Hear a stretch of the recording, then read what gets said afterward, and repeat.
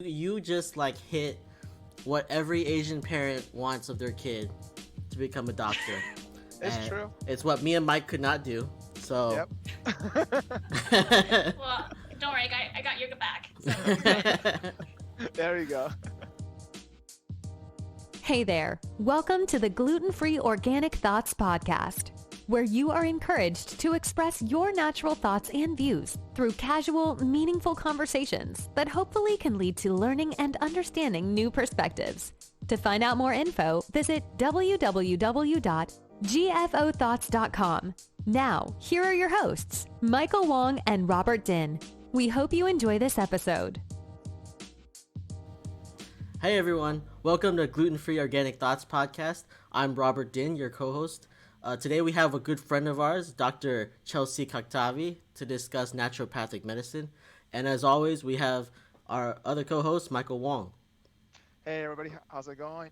Hopefully you're having a marvelous weekend. So, Chelsey, what are you drinking before we jump into things? Oh yes, I'm drinking yogi tea. Yogi tea. Positive energy. I love it. It's my favorite.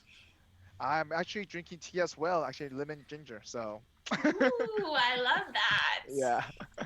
Wow, that's great. I am not drinking tea. I have this Penelope sparkling wine that I There you go. just got. I'll be drinking that all episode. First All off, episode? Nice. I want to say congratulations to Chelsey for becoming a doctor. Yay! Yeah. Thank you. How How long? does it feel? How long first did of you? How long ago was it that you Yeah. just passed? You just passed recently, right? I just passed my boards. Yeah. I found out last Tuesday. Mm. So, and I took my boards actually in August. So it was a long wait. Wow. It's over almost a year. You think about it. No. Wait, August last year, this year, sorry. This year, yeah. I was like, okay, sorry. Wow. I forgot what day we're in, by I the was way. like, Sometimes, a year. yeah, it's Yeah. been, I mean, we're talking a year. Never mind. No, kidding. yeah. So it's not This that past long of August. a wait, though. August, so 2 months. Yeah, That's like a quite month a- or, That's quite That's a a long while time. though.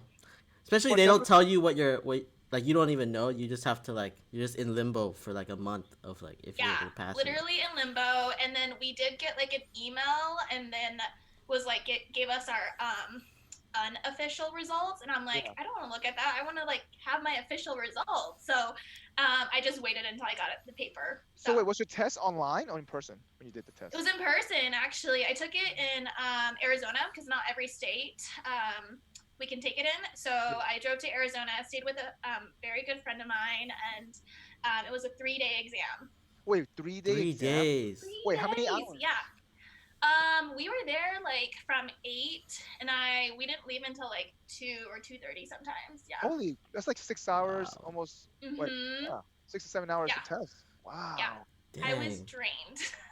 I would be mentally drained for For sure. sure. Yeah. For Even sure. after the first day, with 3 days in Yeah. a row, that's crazy. I Well, we don't can know jump how a I little. survived. Yeah, we but can jump into a but bit that's more, like though. Yeah. you just like hit what every Asian parent wants of their kid to become a doctor.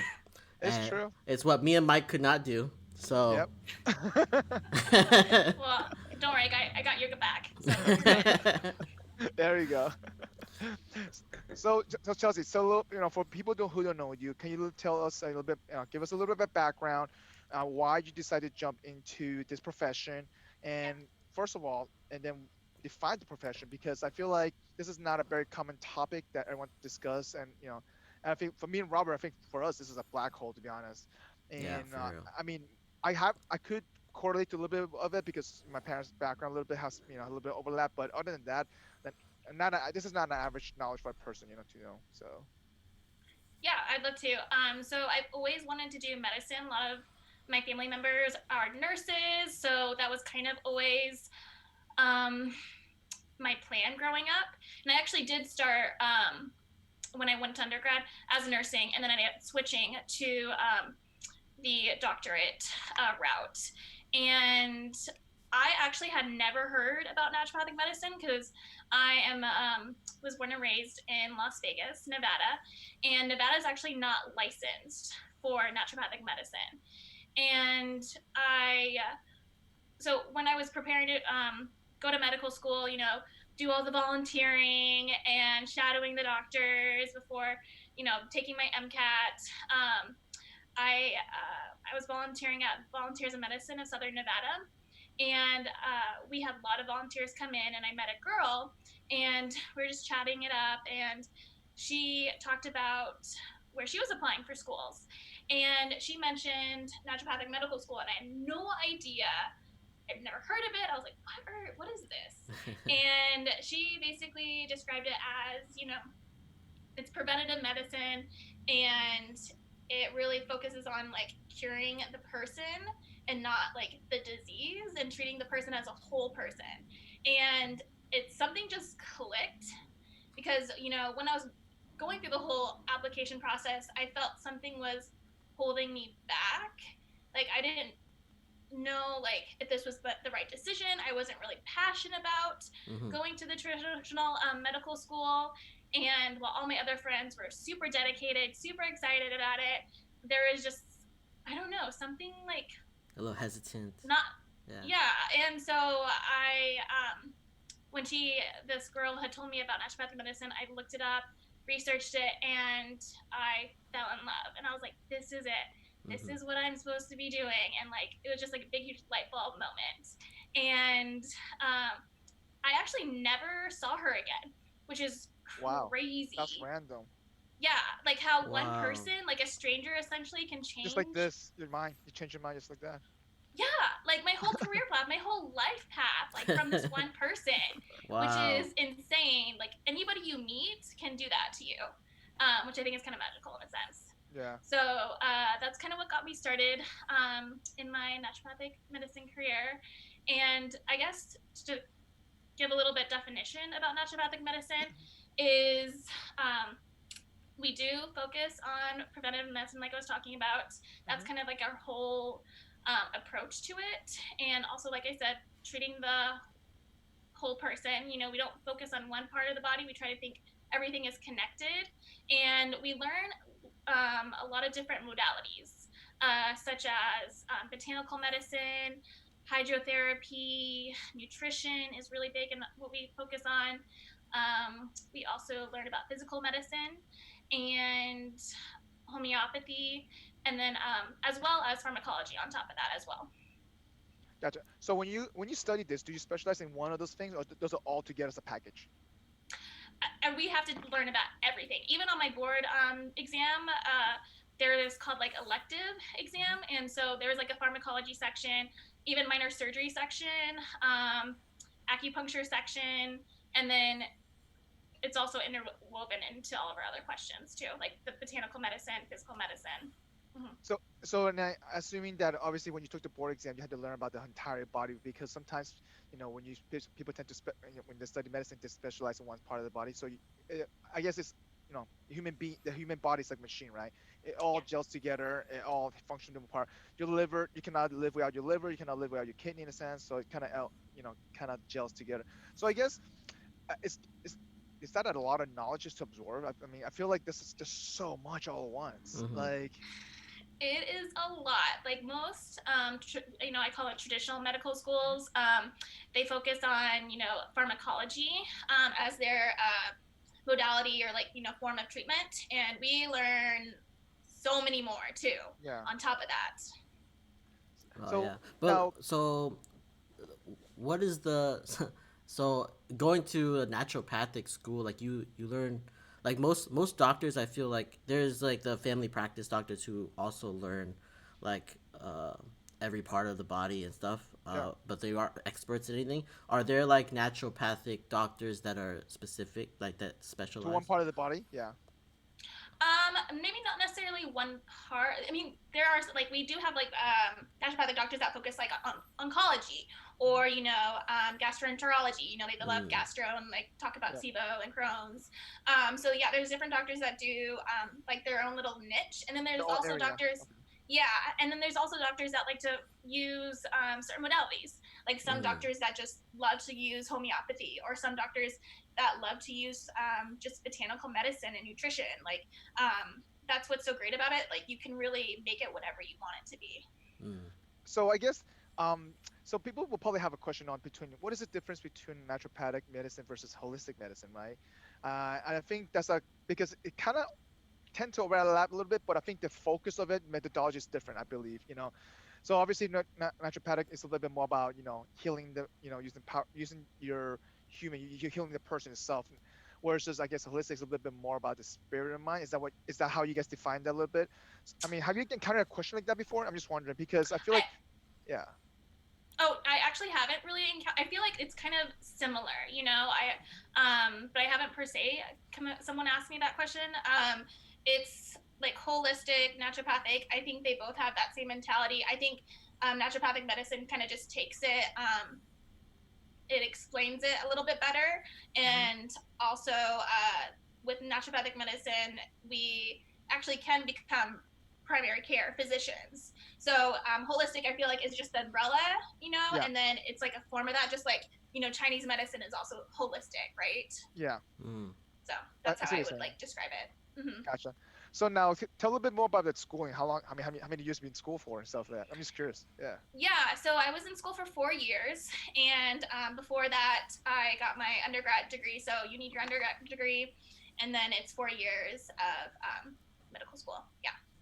And then now, so I guess you mentioned before, you know, you have to put, and so you just took your board, right? Yep. So, by the way, how is it the regular board exam, or is it different from your, you know, your typical, you know, regular? So it's like its own track. How does it work? Just wondering. The Compared separate to, test. yeah. Yeah, it is a separate test because yeah, it's called we have a different accreditation essentially, right? Okay. So it's called NABME is the examination process for naturopathic physicians, Hmm. and just like traditional medical schools, after the second year we take our first boards exam, and then after our fourth year we take our second board exam. So and how I guess, yeah, I think before we started the talk, you told us that this test what lasted 3 days for you. Yes, 3 long God. and exhausting days. And it was kind of interesting, especially with like COVID going on right now. We weren't Yeah. even sure if we could take the test, that, you know, due to different states' rules and regulations. But thankfully, I think everyone was able to take it and go forward So with it. did they offer that? So I guess how often do they offer that test? Is it once It's a only year? twice a year. Twice a Yeah, year. twice a year. Twice a year. Wow. So August and what else? And January, I'm guessing. Yeah, like end of January or February, I think. Yeah. What's the rate of people failing? Yeah, me too. I was curious. I mean, want to know. Yeah. I guess actually Mike was gonna say passing, and I was gonna say fail. Like, Yeah, I was gonna say passing, but yeah. I'm actually not quite sure, and I know like it changes all the time, and every school's different. I Yeah. know my school has a pretty high passing rate, but you know, with also like we were just in a very stressful time this year too, That's true. Mhm. Yeah. with people being quarantined and like COVID and like even being like sick. So I'm interested to see how it ended up going. and are those So- I know tests? they'll give us the results later on. Yeah. Are those tests like situational, or are they like more just like questions of like knowledge questions? Knowledge. Yeah. Yeah, they kind of give us a vignette essentially, and it's of a case. Like a patient presents with, like a 32-year-old patient presents with cough or something like that, and gives us their labs and kind of ask questions from that. So they pretty much do like a study case, and then so with that study case, it pretty much have a bunch of questions stuff, I'm guessing. So like I guess so 3 days exam. I'm just curious, like what else is considered 3 days exam? Because I'm just wondering how many questions can they really ask? Yeah. I mean, it's 7 hours a day. I mean, how many questions can? Like, what are they really doing in there? Yeah. And honestly, like I used up most of my time too, but I'm a very like I like to read it slowly. I like to make sure I'm taking my time. I'm not being rushed. Do they One of my ask you like Uh-huh. every single specific area? Like, hey, you know, you know, if this person did this, you know, what like, is it multiple choice first of all, or is it like it's multiple choice. okay, so there's no free response at all, so you cannot get partial credit at all. Yeah. Wow. That's Yeah. crazy though. I'm just So happy not to have to take it again. What percentage? well, What yeah, percentage do you have to be right to yeah. pass? What's a passing grade? What's a yeah?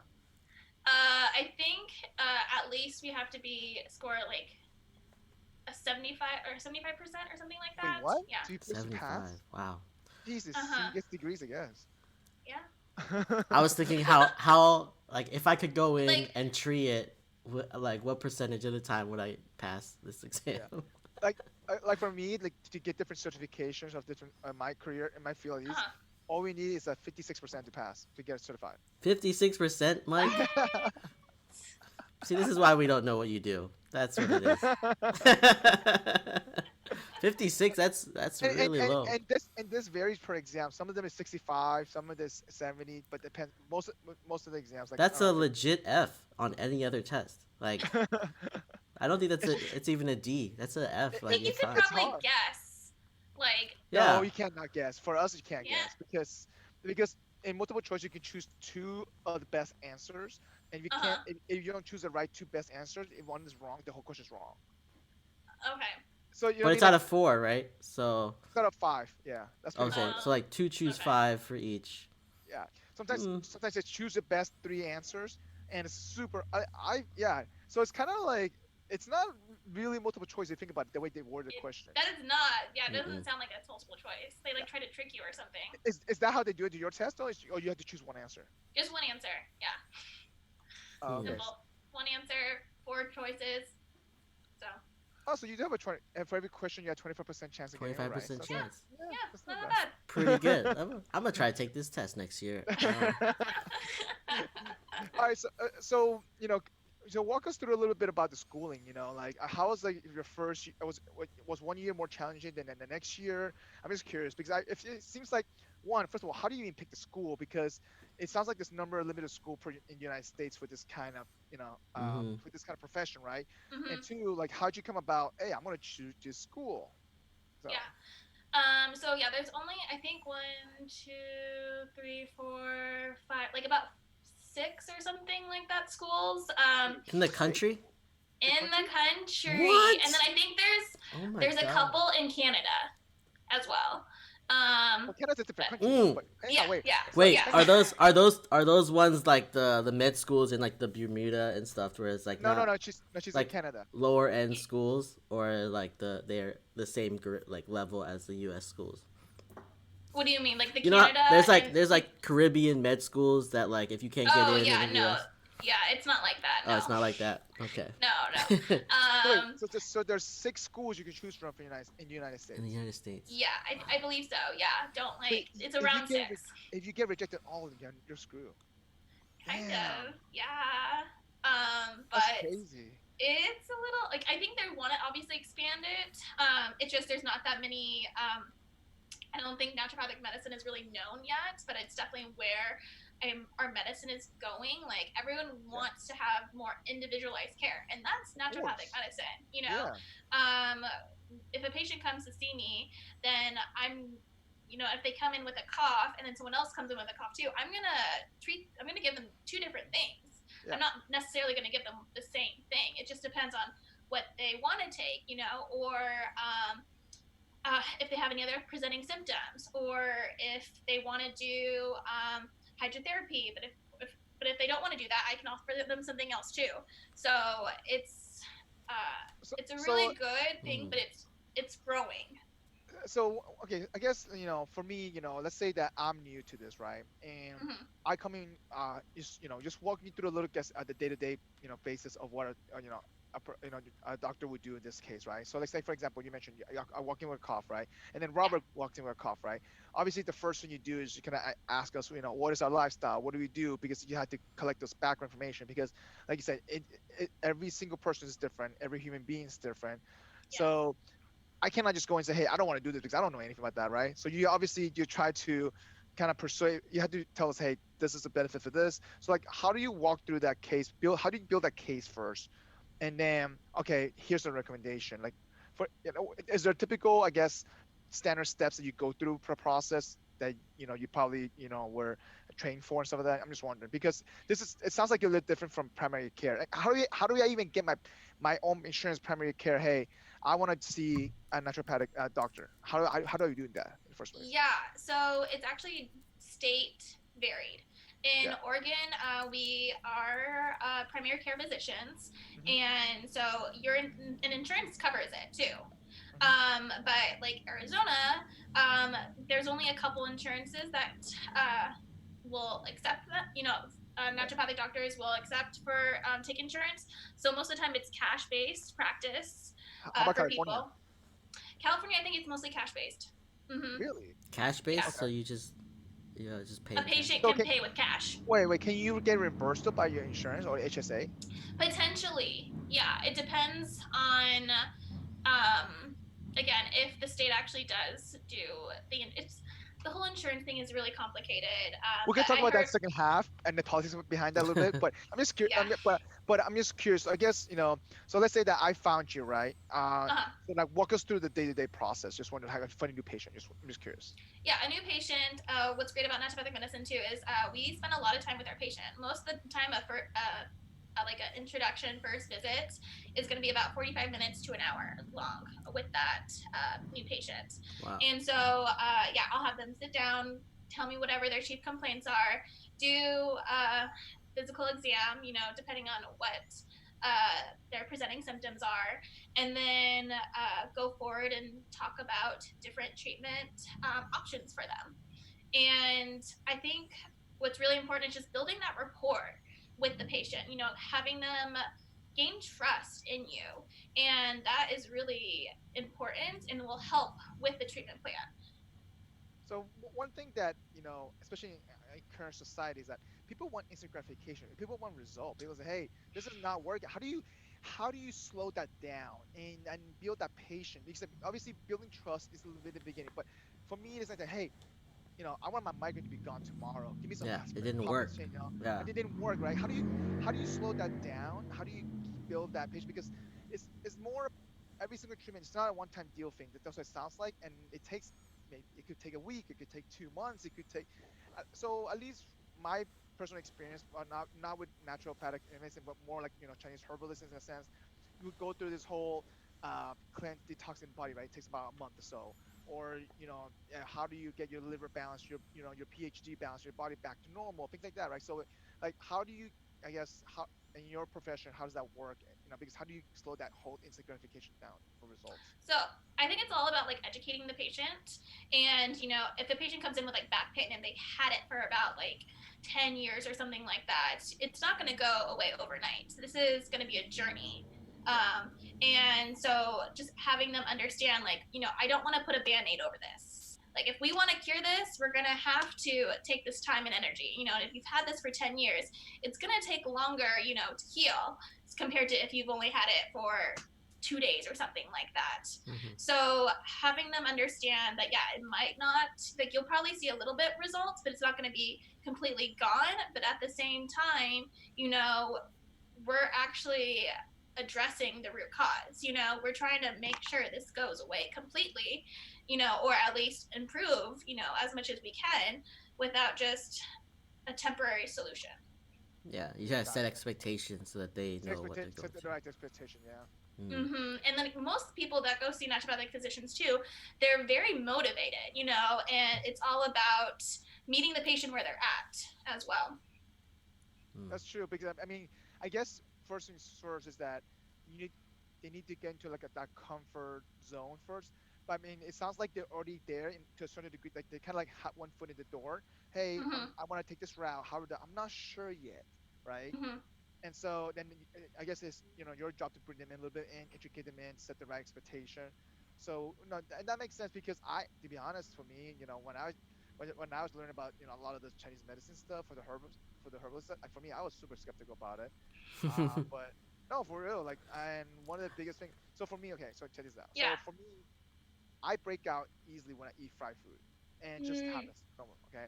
But I would hate that. That sucks. French but fries. my There's so but many my mom, fried let me things that tell are you. good. So my mom took me to a herbalist like when I think it was back in college, and this herbalist said, hey, every time you fry food, drink this tea, this combination of this tea thing, and do it for a week straight. Your breakout will disappear, or like in a week, and Uh-huh. it works every single time. It's Wow. and so That's in a week, amazing. So in a week, my acne, my pimple disappears. Like literally, Wow. I'm not even making this BS. But it takes about a week. Though most people can't wait a week to do that. Most people tend to Mhm. use the cream, the 24-hour, the 24-hour cream thing, to kind of cover it up. But at the end of the day, you just all you do is just covering it up, though. You're not Mhm. balancing your Yeah, but it's body like chemistry. irritating, right? So sometimes like things just like It irritate hurts. so much you can't, like you need some sort of relief at that time. So Yeah. it might just be like a combination of like Yeah. doing something right now and something for the future as well. Well, yeah, and one of the things that the reason why my body breaks out is because I cannot digest dirty oil fast fast. Yeah. Everybody's body is different, right? And Mhm. so and that's just your skin your body just reacting to that.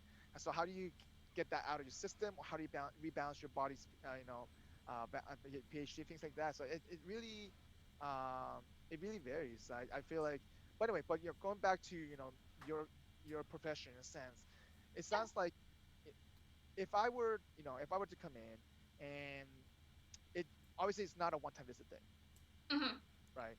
And I guess there is no typical ideal how many times I had come visit you in a sense, and especially being a cash based, I guess for a cost perspective, isn't that a little bit burden for someone though? Because especially if insurance may not take that, Mm-hmm. and I feel, I mean, at least I mean, I'm not sure how much a visit costs in in that area. I feel like it's just that I feel like isn't that one of the challenges? I guess the cost benefit, yeah, waiting the benefit out of that. So like, how do you convince somebody to actually do it if a state, like say for example, California is cash based only?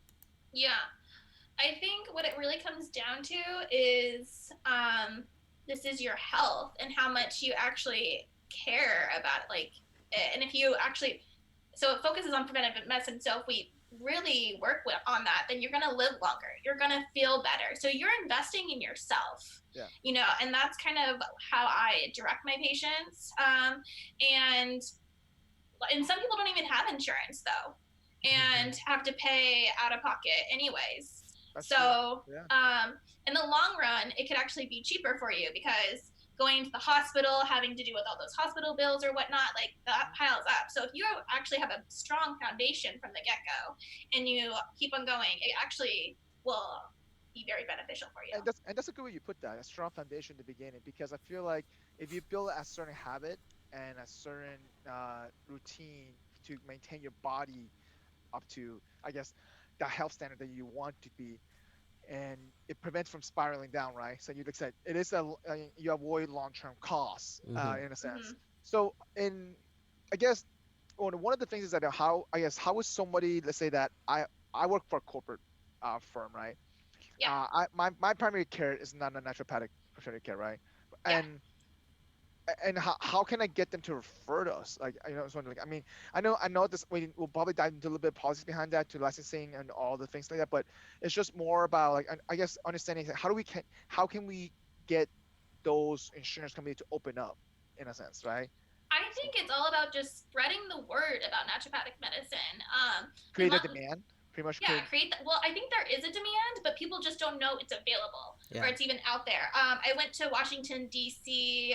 Last year Mhm. and on the Hill to help like with legislating, and I spoke to people in Nevada, and they had no idea what naturopathic medicine was. And it's actually the only state on the West Coast where we're not licensed in. And so just me being there and talking to them about it like really opened their eyes. Mm. So I'm obviously this association that you guys belong to, right? And what's that called, by any chance? Just wonder, so that way people know, or where, like, What example, was that? The the association that licensing. the licensing association that you guys. Oh, I can't actually remember it right now. I know that the organization that I went with was AANP. I think it's let me just double check really quick. I know it's not working, but yeah, but it's called AANP. I think it's like American Association of Naturopathic Physicians. Oh Don't yeah, quote me on I that. see that. No, you're right. Actually, I Okay. have it in front of me. No, you're right. Yes. Awesome. So this association is huge, nationwide, right? That's what it sounds like. Yes. And Mm-hmm. and one of the things that I do, you know, as this grows and as people find more awareness of this, I guess, uh, what is I guess people will tend to ask, is this safe, right? What's the efficacy behind this in a sense? And I feel like anything natural, I feel like to a certain degree it has to be somewhat safe, right? Because you're not like prescribing them, hey, have some ibuprofen here in there, It's more like about looking at your current your current lifestyle in a sense. Okay, what are you actually doing? In So how do you kind of persuade them that, listen, hey, because I'm not just conning you in a sense, right? Because I feel like because most people will have I guess a skeptical belief behind that. Like, how do you obviously you mentioned building the trust, building the relationship, but how do you change the perspective?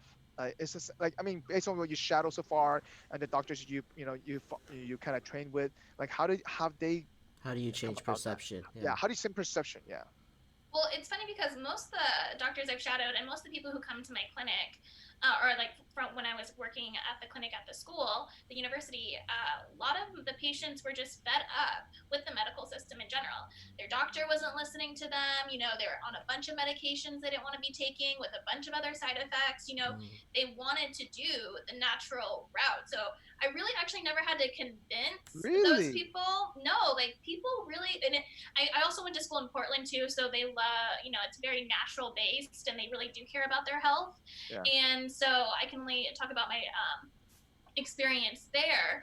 But just, I guess, for my family members and my friends, it's natural. Like, we've been using this stuff for years, That's true. and we Yeah. also call like naturopathic medicine the alternative medicine, which I always think is so weird because it's actually the original medicine. Like, Yeah.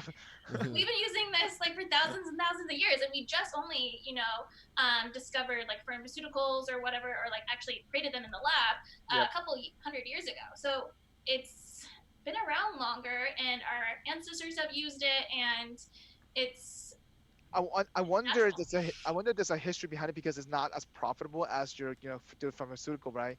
And it's Mhm. probably a lot of money driven in a sense. And That's It probably true. is. Yeah. yeah, and Mhm. it's for sure like and it's probably like in a sense that, so like, do you guys work with different herbalists, botanic? Yes. You mentioned that you do collaboration with a lot of different crossover fields, right? Yeah, we kind of do work with some herbalists, but I mean we're kind of our own herbalists in a sense because we do study that in our classes. Mhm. So we're pretty well versed in botanical medicine. Um, but we are definitely like I work with. We also try to work with other like MDs, so medical doctors, or DOs, doctor of osteopathic medicine as well, Yeah. and PTs like physical therapy, occupational therapy. We really are in chiropractors as well. Like we really try to work all together as a team. Gotcha. No, and which makes sense because at the end of the day, like, it's not just one way is better than another way. It's No. it's that's not how it works, I guess. Yeah. Giving you Mm-hmm. options and stuff. Especially with your health though. Right. I have a. Yeah, and it. Go ahead. Go ahead. Oh, I was just gonna say it's great to have those options, and people shouldn't be restricted at all when it comes to Yeah. their health. I have a question of like going back to go like having a day to day with your patients. Like for example, I only go to the doctor when something is wrong, right? Like that's Yeah. the only time. But it seems like in this type of medicine, like Not good, Robert. Not good. you would need like consistent interaction, right?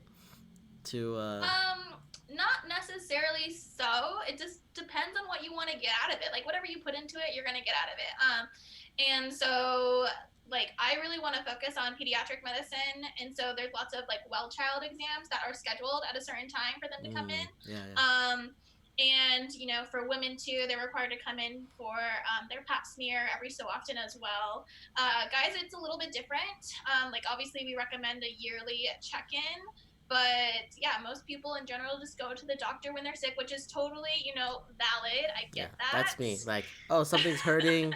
Oh, I don't feel right. Like that's the type of Yeah. stuff. Most of the time, it's like I'm dying. Like, oh, I'm about to Hey, die. There's nothing else I can do, and then I'll go to the doctor. Yeah, yeah. I mean, go on. I don't know. Robert. I go to the doctor at least once a year for regular checkup. So No, I haven't. Like, there was a like after college, I think it took me 4 years before I went to the doctor, and it was because I had shingles, and oh really? I couldn't Oh stand my it anymore. gosh, Oh, Robert. I like couldn't stand it anymore. That I had to go bad. to the doctor. Otherwise, like I never I take went. my blood test every year, everything. Just give Yes. just do at least Good job, find Mike. out. Yeah. Do not Well, recommend what Robert's doing. I don't recommend what I'm doing either, but it's just like I don't know. I've always been scared of like the doctor. Like going in, you're. I feel like the only news that they can give you is bad news. that's true. Oh, Well, no, it's true though because if you think about it, the way the setting is, it's presented, right? So like most people fear doctors. To be honest, as hey, do I really want to know or do I really not want Yeah. to know? Do I really Yeah. want them to tell me that I can't eat like chicken nuggets anymore? Like I don't know. I feel like it's better not knowing, or stop drinking. or Do stop drinking, or yeah, just it seems. so you feel like there's a stigma or like a there judgment is from for the sure. doctor. Oh yeah. Oh, Okay. for sure. Same with like the Really? dentist and every medical person. I love going to the dentist. I love it. I love it when no. I come out like with my teeth cleaned. I like that part, but like they're always like, "Oh, you should be brushing better. You should floss." Like, have you been flossing every day? I'm like, I flossed yesterday because I'm coming here. Like that type of stuff.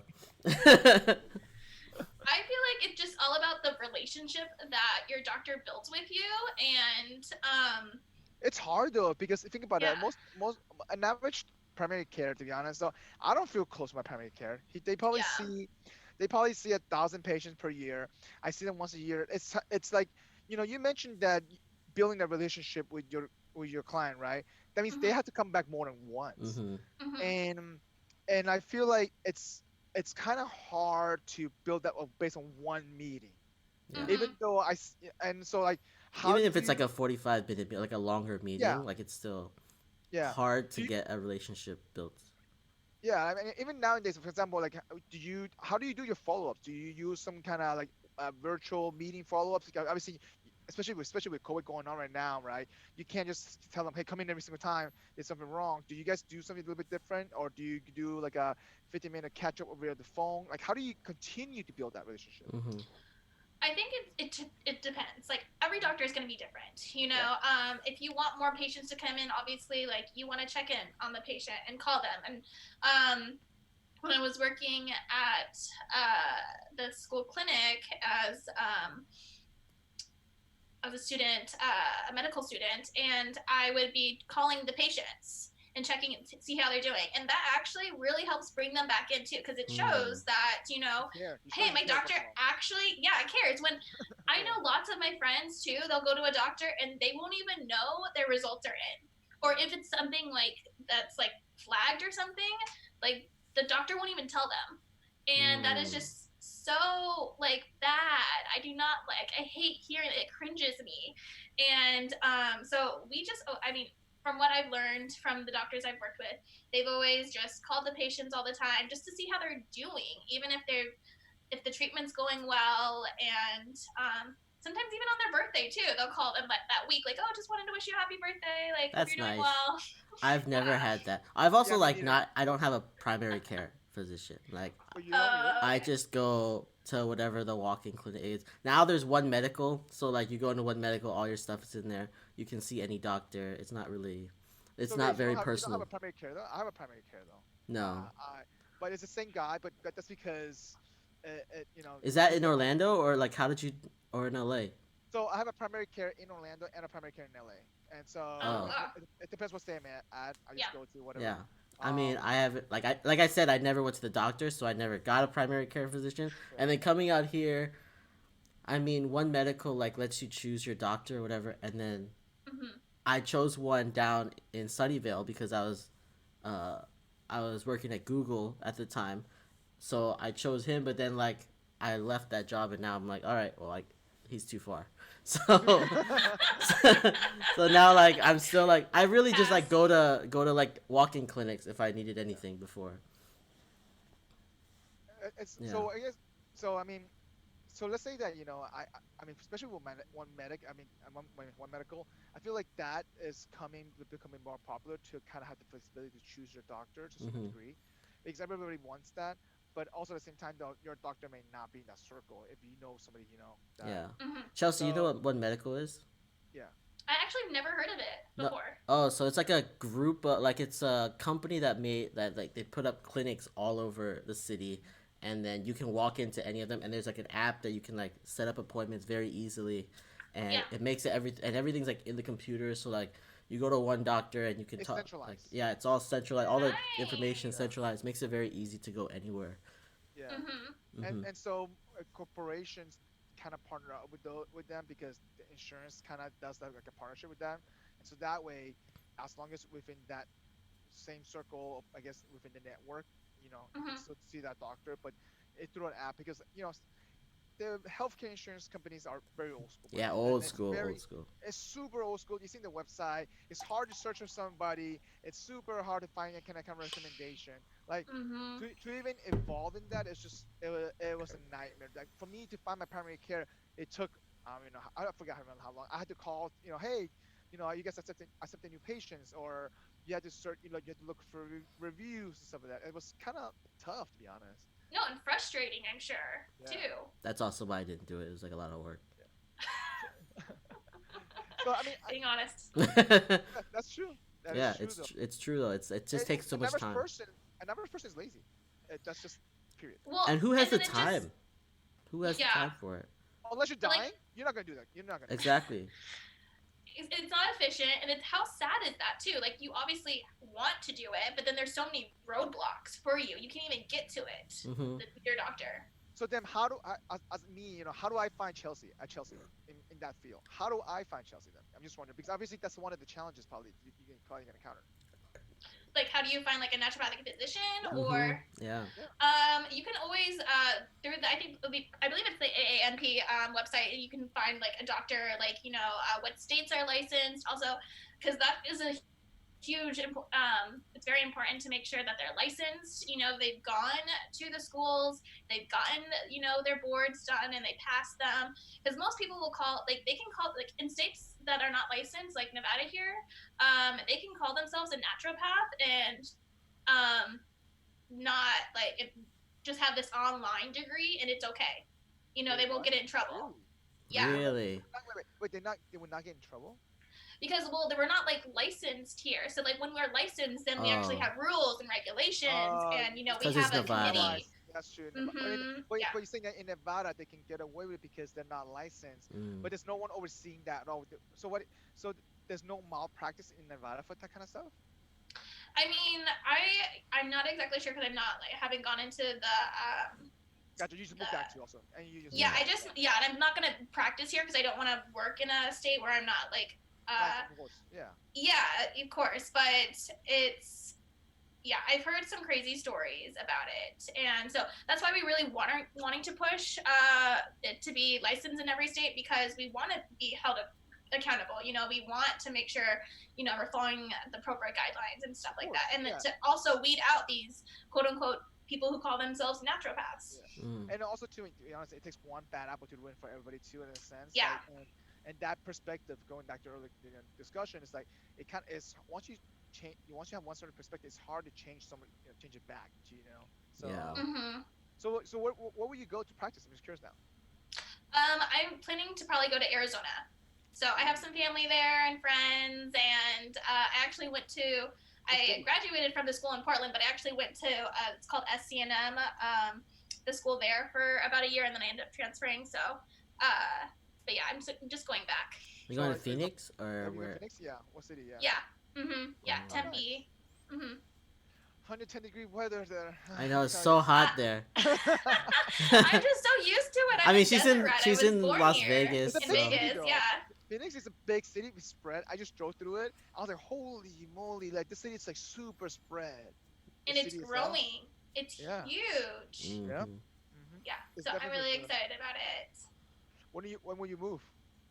I'm actually looking for some jobs right now. So after we graduate from school, we're not required to do a residency, and so that's different than the traditional medical schools. So we can actually go off and practice right now, and so I'm actually looking into joining a clinic already that's established, and I've been networking and contacting with some doctors. So I actually have a couple meetings lined up in the cool. coming month. Oh, so you have a couple like interviews ready to go. Mm-hmm. Yeah. So so you said that it does not require you to do residency, but what if you want to though? Is there a path for that too as well? Yeah, there's lots of different residency, like naturopathic residencies that you can do. There's not, probably about 70, so it can be very competitive to get in. Really? And I guess when you say residency, is that what's the average year length for that? Like 3 to 5 years? It depends, I guess, what you're specializing. Yeah, definitely what you're specializing in, and then also depending on the residency. Like there's a lot of school residencies, so those are typically 1 to 2 years. So I would say a typical residency would be about a year or two, and then you can choose. Like I think you can only, just a year or two. I was gonna say 3 years, but I don't think I've heard any How limits big? 3. How big is your classes normally? The graduating class. Graduating class, I think mine was in like around 80. 80. Okay. So it's like Oh wow. 80 times 6, 40, 480, and then there's 70 residencies. Yeah. Uh-huh. Mm. So and then a lot of the residencies end up dropping out this year because of the pandemic. Oh. Oh, that's crazy. Oh, that Mhm. stinks.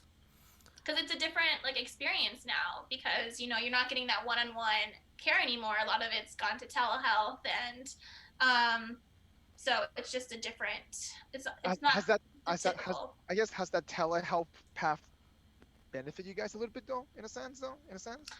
I think so, but it's also really, I mean, people are just afraid to go to the doctor now. They're not wanting to do their yearly check-ins, or get their PAPs, or the well child exams anymore, or get the vaccines, which can be scary. Well, Robert never goes. I mean, that's why I didn't go, right? It's not because of the pandemic. I didn't want to get COVID, like for the last 10 years, so I just didn't go. Last 10 years. Yeah. And then, so telehealth has really helped, but then there's also that connection that's missing, that energy that's in the room when you're one-on-one, and that healing touch, that comes along with it too. It's just gone. So we're very limited, I feel, but it's a good way. I think it's a good temporary solution. Okay. And that's one of the things that I feel like, to a certain degree, it's a good way to kind of help, I guess, have the flexibility to kind of, at least treat your patient, at least initially in the beginning, right? I feel like having that one-on-one in-person connection, though, especially in your professional field, matters. It matters more, because you can read them. You can actually, okay, hey, you can actually physically see what they're going through. I feel like that's a little bit more impactful than just really do an online thing. How So- much? I completely agree. How much of the exam is like feeling the actual issue? Yeah. Because a lot of it, I feel like I can tell the doctor and they'll know, but like how many times there's something that you actually have to feel and see how it is physically? I'm sure they gotta see your tongue, right? They see your tongue, so they gotta see your tongue. They gotta see everything. Like they You gotta can see Listen it. to your heart, Listen to like your heart. Yeah, listen to your your heart. lungs, Yeah. I guess that's true. I don't know what I'm talking about. Your breathing, technique. It's a lot of feeling piece of it, though. It is, though. Yeah, so I feel like telehealth is like helpful for very easy stuff, Yeah. but there's got to be a lot of stuff that needs to be in person. Yeah, sure. I think it's also helpful to help navigate, a patient, like if they should go to urgent care or not, or go to the ER. It's a really good way to or you're fine. I'll check in with you in the next 24 hours or something like that. It's like a good intermediate solution. That's true. I mean, I guess for me, one of the things that I do like that about, especially now, anything that's naturopath is non-invasive, which is nice. And your body will not fight that. Like, just, It's your mind fighting it, maybe, but not your body. What? Are you sure? What if they give you poison ivy? That's There are some botanicals, that can be very dangerous and poisonous for sure. So that's what some people forget too, is that even though it is a very gentle and easy way form of medicine, but it can be harmful if you're not done in the proper way. That's why we do go to the schooling and we get You get the trained. training. You get certified for that. All the, you Yeah. take the 3-day board exam. So 3-day board exam. Yeah, it's like I will never forget. Oh my god. no, All right. Well, okay. So I think this is a good segue in a sense to transition to the extra energy session because I want to get into the politics behind it a little bit more about the challenges that you guys encounter in the profession. But before we jump into that, Robert, do you want to start with your funny session? Uh, Actually, well, Chelsea, do you want to start if you have any story or No, no, no. yeah. I want to hear Robert's. Oh, okay? Let's mine. hear Robert So mine first. is just like I feel like everybody had the same thought. Is like uh, and like I'm pretty apolitical for most of the stuff. Like I listen to both sides and do all that stuff. But so this week, we had the debate happen, and it was just it was a shit show, right? But what I found funny was that Donald Trump got COVID in the last couple of days after so many months of just saying how it's a hoax and how it's gonna go away and saying all this stuff, and then he ends up getting. I feel like it's just so Irony, ironic. That's ironic timing, yeah. like I think that's just it's just so funny to me that this would happen at like Listen, right now. 2020, anything happened. 2020. I know. Anything. I feel like Anything aliens happened. are gonna come next month or something. What are you talking about? They already released it already. That the aliens. Oh, I mean, Hey. they're actually here. Mike, On you're Earth. you're on a trip coast to coast, right? I thought you were gonna stop by Area I 51. want to stop by Roswell. Let me tell you, I really want to stop by Roswell, but I ran out of time. I ended up going to Sedona instead. Oh, good choice. Love Sedona. Yes. Wait, better than I- Aliens? Sedona? I've was- been it was I've been to just tough. Sedona, but I've never seen Aliens. I It feel was, like it was just tough. Let me tell you, everything Sedona is gorgeous, and That's true. The hiking, everything was amazing there. So it was perfect weather. I couldn't say no. You can't complain. Like, how can you? Like, it's gorgeous. yeah. Yeah. Next time, Robert, when I go, I really want to head up Roswell. See. Yeah. But let me tell you, they did release stuff about aliens quietly, though. They look, Everything's quietly. They don't want everything's quietly. you to know. All right, so mine is nothing related to this. It's just that it's one of those meme pictures I saw on Reddit. Check a look at the WhatsApp chat I sent you guys. It's pretty funny. All right, let me share the screen with everyone. Wait, hang on. So people who are not looking at this, I it's haven't pretty even much- read what it says. I just saw the picture. Guys, just the picture is so funny. Okay. So pretty much this is an image of grandparents trying out the virtual, I guess Like the gla- VR sets. they have VR sets, right? And it's the first time, and they put googly eyes on it, and so it's pretty hilarious.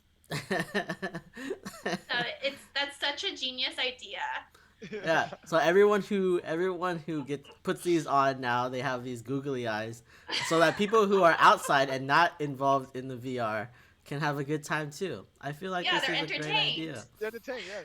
And they have it's 4 different pictures, the 4 different face reaction because they're probably reacting to something differently. They're probably reacting to something in the game, and then but then like outside it looks so different. It's so funny. This is a really funny when I saw picture. when I saw this the other day, I was like, oh, this is hilarious. I can see my parents wearing this, the VR, and just reacting like totally differently. I could Especially totally my see dad. that too with my parents. Oh This man. is priceless. Actually, talking about VR though, Chelsea, do you think that would be cool to have something in your profession? Like, let's say that you'll be able to just log in and see like that person 3D. I guess you won't be able to feel them in a sense, but it would be cool to just to connect, communicate. It would be really cool to like see how everything is interconnected. Like you could probably see it. Actually, everything's connected, and I think that would be pretty cool. And I Imagine- don't. What? Go Like ahead. imagine that you can say, hey, here's your liver. Just drag the liver out of the VR, blow it out. This is what's wrong with it. This You is only like have to have Iron a Man. liver. Yes. You're like showing it like Iron Man. You're like, all right, pop it out, explode, and then. Yes. This is where you need work right here. Look at what's happening right here. Mhm. It's good like anatomy section for them. It happens so easily though. Let me tell you now, the technology though. If they were to put the thought behind that, like the creativity, it's there. I mean, the technology is there already. It just Oh gotta, yeah. yeah, I think the I feel- creativity is there already. We saw it in Iron Man. yeah. It's We true, saw it right? in what is it before with Tom Cruise, with like Mission Impossible? he had like the keyboard that he could do with his hands and stuff. I don't know. It's a movie back then, but they have a lot of like ideas of what technology is gonna do for like different futuristic stuff. I think it's really Like cool. imagine if you could send a kit to your patient, say, hey, take a picture using this scan thing of your Scan body, yourself, yeah. scan Mhm. yourself, right? Scan yourself, and then you log into this VR set, and you can diagnose the body. But I mean, obviously, you will want to feel it for certain part to make sure the spleen is still intact, or make sure certain Mhm.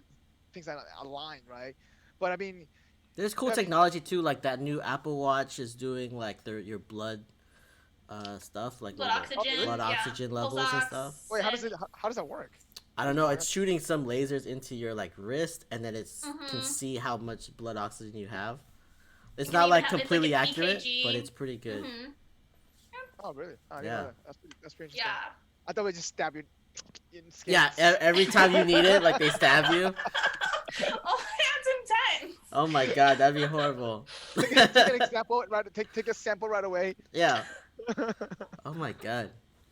How can you It's trust for your how can pulse you trust oxygen? your consumers with that? You're like, oh, I'm just gonna poke Health myself every 20 seconds. No, it's very funny. All right, so jumping into the politics of, I guess, medicine in a sense, right? You mentioned before your experience in Washington D.C. So I guess you've probably seen some of those challenges, right?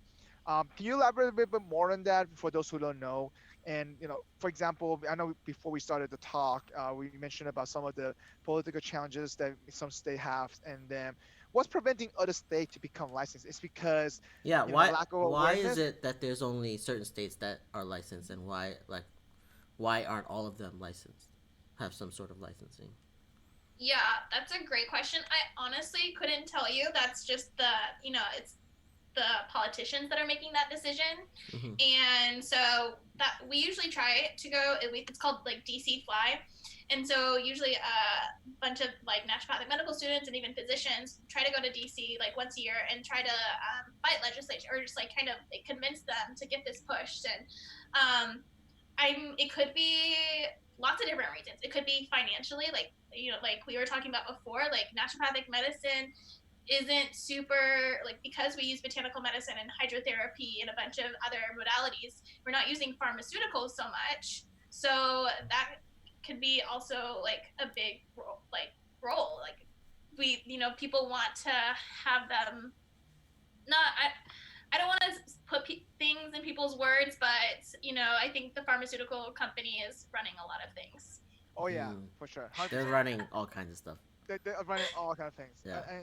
And because I mean, at the end of the day, right? If you're not using them, they're like, pretty much you're not with us, you're against us in a sense. It kind of is Mhm. like that, though. I mean, it's pretty black and white, to be honest. I feel like that's not. They don't that's have something- they don't have an investment. They don't have like that.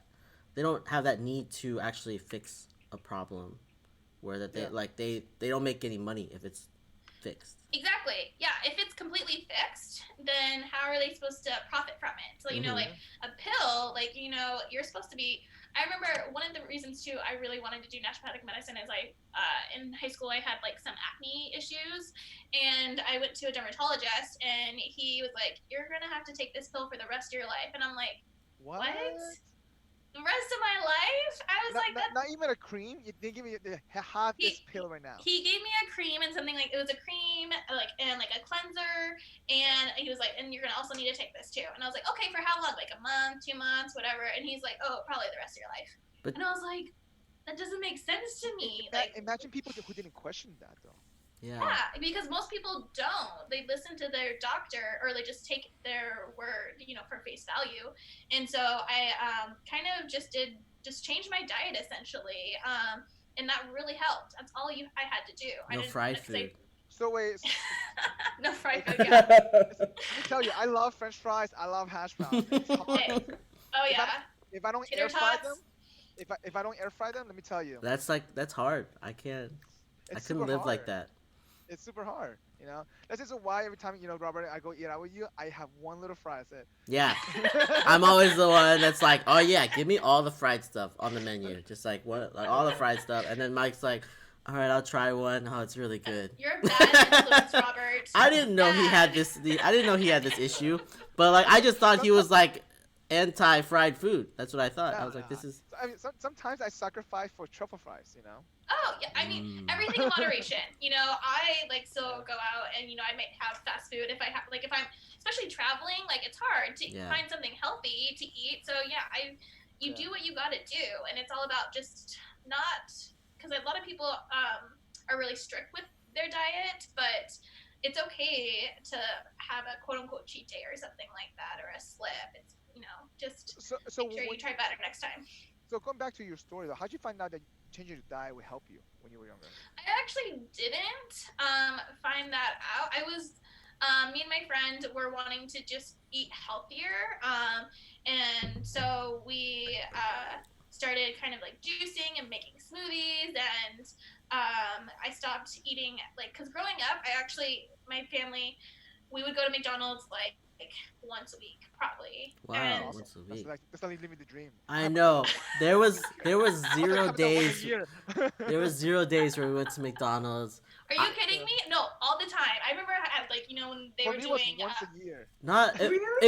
it just wasn't like something you're allowed to eat. It was a very special occasion to go out. Yeah, Oh. correct. For us, it No. was a special occasion, like to eat out. Yeah. No. So like I had to every time I love McDonald's, but I would be like, "Grandma, can we go get it?" Versus like my Yeah. parents, which were like, It's only $1. no. But it's only $1, by the way. Yeah, it's only $1, but like it was just like, no, we have food at home. We're gonna eat at home. Yeah. Mhm. So for us, yeah, eating out fast was a special occasion, though. So Mhm. Oh Yeah. no! All we the had time. we had I would pizza. We had pizza maybe once a week, well, every other week, but it was very. Okay. It was just like that's what we have. Pizza Hut. Go. Mhm. Oh no, man, we used to trade food. So in South America, my parents' restaurant is next to Pizza Hut. So we used to trade a couple of quarter fried rice for the large pizza. That's what we Oh, did for lunch. that's we trade that's awesome. Yeah. So we just traded food. You can't do that in America, by the way. So, but you know, You can't do that. no, I mean, go to Pizza Hut. Say, hey, you want to trade food? You Let me could tell try. you. No, if you get to the I wonder if workers, someone has done that. the workers would probably be like, "Oh yeah, we made this pizza. They didn't want it, so then you could have this pizza for fried rice." That happens. They That could totally happen. would do that. If you build a relationship, of course, probably, yeah. But it's Mhm. just Mhm. crazy though. But it's not common practice in South America. Oh, like, that's like you just went over there and were like, "Hey, I have yeah, this." it's common practice. Like, Oh, a for barter example, system. like for example, the bakery, right? So the bakery always came to our parents' restaurant to eat lunch, Uh-huh. but I always walk by the bakery to pick up breakfast from them. So they always have my breakfast bag ready to go. Like, Mm. and so it's kind of like Wow. we didn't have to pay for food, but just because they knew they came to my parents' restaurant for lunch, so it's kind of like a bar, yeah, like I said, the bargain system in a sense. Yeah, but it's also a relationship. I feel like if you had the same relationship with your Pizza Hut down the street, they would do the same thing, right? I want to try that, Robert, when we get back to Orlando. You should totally do it. I want to see the results. I want to come to Orlando, and then you're like, "Yo, I got this pizza from Pizza Hut the other day," because or we can go down to Pizza Hut and get some pizza for fried rice, because your Oh fried my rice is gosh. bomb, Mike. So I feel like you could totally trade that. Yeah. All right. So anyway, we got before going off to a topic though. All right. We are talking All about. about pizza. Yeah. So so Chelsea, so one of the questions I guess, as obviously we talked about the policy a little bit behind it, the licensing right for each state. So obviously the demand is there, the job market is growing. I just actually posted a link in that chat to show you guys. So like I guess the question is though, how do you for example, in Nevada you said they don't practice that. How do you push that? Like do you get a lot like some a mayor try to help you push behind that, try to convince the senator? How do you bring that to their attention and make that state, pretty much license, be able to license that and I practice? Yeah. Yeah, I think all those things are great ideas to do. And talking to your legislative and just being like, we need this, this can help save lives, and also in the long run, save the country money too, because if people didn't it's very, having diabetes, that's expensive, when you're talking about medicine and all the hospital care and working like that. But So I feel like they're not going to be motivated enough because you're not lobbying for them. Because if the pharmaceutical world, they're lobbying those senators and those legislative people, and they're just putting money in their pockets by doing donation campaigns. If you think about Right. it, it's all donation based. Because mhm. if these folks are not doing, why would they want to do that? What is their incentive to do that? That's what I'm saying. Like, how will you go about? The I guess, lobbyists have way too much money yeah, way too to much money, way too much to power. It's true offset though. Yeah, I'm sure you something saw like that that. DC as well, probably, right? When you went to DC. Yeah, I think when I went to, I mostly spoke to like just the state of Nevada people, and they just actually didn't even know about it. So it was me just educating them about naturopathic medicine. That was what I was kind of talking about, and then also just you know, it's not like we are like naturopathic physicians aren't trying to replace traditional medical doctors. We are wanting just to help support and also It's just supplementing it pretty much, and then you yeah, want to supplement exactly. Have have people have that choice, and offer them that, because people do deserve to have naturopathic medicine, and they should, have it covered by their insurance instead of having to pay out of pocket. So, is there? Do you think? I mean, okay, let me honestly. Do you see if? I guess obviously you're in that profession right now, right? You do see a hope. Yeah. So obviously you wouldn't Oh, be. Yeah. If you wouldn't be the profession if you didn't see hope. Obviously. yeah. Yeah, no, just within the past, I think like 10 years, I think there's been like 10 states that have been licensed. So there's a huge, increase, and it's only going to keep growing. I think this past year, or from 2019, we had, I believe it was like New Mexico that just got licensed, and I think the job market. So I sent you a link. I think Maryland has a lot of them. Has a lot of naturopathic Maryland physicians. is like Why Maryland? oh yeah, way That's more so than random. right next to DC. I haven't been. It's right next to Yeah, DC. maybe. Yeah, I guess Oh right yeah. next to DC. Like Maryland and like, California, obviously one. I'm surprised Florida's up there too. To be honest. Yeah, Florida and Georgia has like a large population too of jobs. Surprisingly, Yeah. but then you look at like I see the map here. I'm like looking at this map, and like Alabama, Louisiana have zero. But then like even I guess you said Nevada doesn't have a license, but they still have 260 jobs available. Well, keep in for mind it. though, this is It's back in weird. 2016, so Yeah. last Oh, 4 years has changed though. So Mhm. yeah, this is and 2016. yeah, so this is 2016, but I mean the market rate obviously probably changed dramatically after that. But it's just interesting to see that certain states though that doesn't I mean doesn't have the license. There's still a big demand in there, like, or a big job market in it. You know what I mean? You know what I Mhm. find interesting is that the insurance companies, like I would feel like this type of medicine would be insured because there's so much that they already do for insurance that's like premeditative care, and this is something that would be very similar, right? Well, I feel like insurance want people to be reactive than proactive. To be honest, that's what I feel like because that's how you get money out of them. I get Think about this. I get it, Think about but this. no. Insurance is the opposite, right? They don't want people to go to the doctor. They don't want to have to pay Actually, out for sorry, yeah, anything. but sorry, no, you're right. Sorry, I made a mistake. So they want people to be more preventative. So right, in a sense, right? Hmm. Sorry, That- and so, but you would think they will want this, right? But they That's what don't. I'm saying. Like it would feel like this would be something that they would be interested in. But I feel like they don't want this though because they may not making profit money out of this. Yeah, maybe Mhm. not till Doctor Chelsey comes and like pays them a big chunk of money. I mean, and also like just for the doctor's point of view too, like some doctors don't even want to deal with insurance companies. Some Hmm. some doctors choose to do a cash-based practice because it's a headache dealing with insurance companies. Oh You yeah, don't even you That's gotta true. call them. Yeah, wait for 60 days to get paid. All the stuff yeah. like that.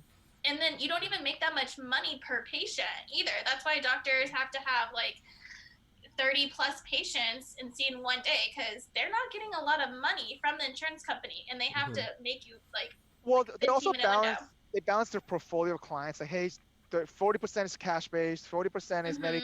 Medicaid, 20% is insurance, whatever they got to do, right? Yeah. So they don't just go out. Hey, all of them are just insurance people. So Some do. Some are like Yeah, some 100%, are but all. some they'll do, see everyone for 5 minutes and then just take the insurance payout. yeah, and it's bad though. Like literally, Yeah, I see my primary care. I maybe saw him for 10 minutes. I Mhm. know. Yeah, it's typical. Yeah. Yeah, and he probably gets billed $150 for the hour. for that. I know. I think I went No, here. he doesn't. He gets paid less. It's very bad No, how no, no. much they But get. He they bills bill us. us, Oh, Bills right? yeah. us, Like, yeah. I was like, what? The insurance pays him though. He is not getting that No, much no, no, money. no. Of course not. Yeah. yeah, I went to like a clinic here, and I had like bronchitis or something. So I went in, saw the doctor for 5 minutes, and then I get a Uh-huh. bill for $250, and then the next Yeah. week I get another bill for $150, and then the next week I got another bill for another $100 something. I was like, what the What hell? are they charging you? Like all these tests that they did, I guess I don't know. Okay. But yeah, I was like, oh my god, this is. I saw the doctor for 5 minutes, and they're just like bleeding me dry. That's what they're trying to do. That's not the doctors. It's the insurance companies that are Yeah. because they have to set up the system like that. Well, that's what I'm saying. Like, so, like, and that's the reason why, with one of the reasons why insurance company might not want this because Chelsea, think about this, right? What kind Yeah. of system, what kind of test can you really provide them in a sense for them to charge different things, different fees, right? You think about this. Mhm. Ultimately, ultimately, like I mean, they're by the time they come to you already, they may already have an X-ray already, right? They may already have a blood test work already ready to go. So what kind of really incentives for them to have, a naturopathic, medical field people in their books? It's just hard for me to see that, even though they're trying to be preventative, right? They don't want Yeah. people to go to the doctor to use that. So I feel like it's a little bit of catch-22 to a certain degree because also this again going back to the whole pharmaceutical. I'm sure pharmaceuticals and insurance they have a good little partnership going on. To be honest. For sure. Yeah, I mean, it wouldn't surprise me. Yeah. Also, like that interaction made me want to go to the doctor less. Yeah. So like that, it probably is that whole thing was just so that I don't go to the doctor again. And don't they make money if you don't go to the doctor? Yeah, Though? because I'm paying They them pay. insurance money Yeah. and not Yeah. using it, so they're definitely making money off of that. I feel like that's why the whole insurance structure needs to change. And like you guys had said earlier, like it's so outdated. Where everything is, where we have our computers and where it should be like more like easygoing. Like I shouldn't have to wait on hold for so long to try to contact somebody. And so I feel like it just needs to change because people are frustrated. I feel like on both ends, the doctors are frustrated and the patients are frustrated. Like no one's winning. So I guess one of the questions that I have for you in the sense, okay, some of the, going back to the challenge, right? Like obviously, like you said, no one's winning, right? So politics is one side of things. So how do you, I guess the second piece of it is that, okay, let's say that you have this knowledge, right? Let's say that you have this knowledge. You go to your own primary care, right? So how do you, I guess, tell the doctor, hey, this is not right? Like, how do you like kind of convince them, hey, because keep in mind, some of these doctors, they have the old mentality mindset already. They've been out there practicing for 30, 40 years. Like, how do you start, bring that Doctors kind of also awareness hate self-diagnosis. Correct, they do too. They They really hate do. it Yeah. because you're like, the WebMD like stuff is like they Yeah. hate that stuff, Yeah. right? And like every time you go on WebMD, like you're gonna die. So But- everyone hates that, and like the doctors really hate like having to dissuade patients out of doing stuff. Well, the thing is that, and that's one of the challenges today, because right now, how do you get that as part to help spread awareness, right? Because they may not want that because the mentality is one set in one, or they could be getting lobbyists by the pharmaceutical. Like, how do you like? I mean, my issue is that the current issue is today's a lot of the primary care doctors don't even care to help the naturopathic side of things. They just don't because they're not getting benefit out of that. No benefit. And I think, like you said, obviously it's nice to create awareness, to care in education, but if they don't really want to care for to even try to acknowledge that this exists as an alternative way to do it, it's kind of hard to spread awareness unless that patient directly asks for that.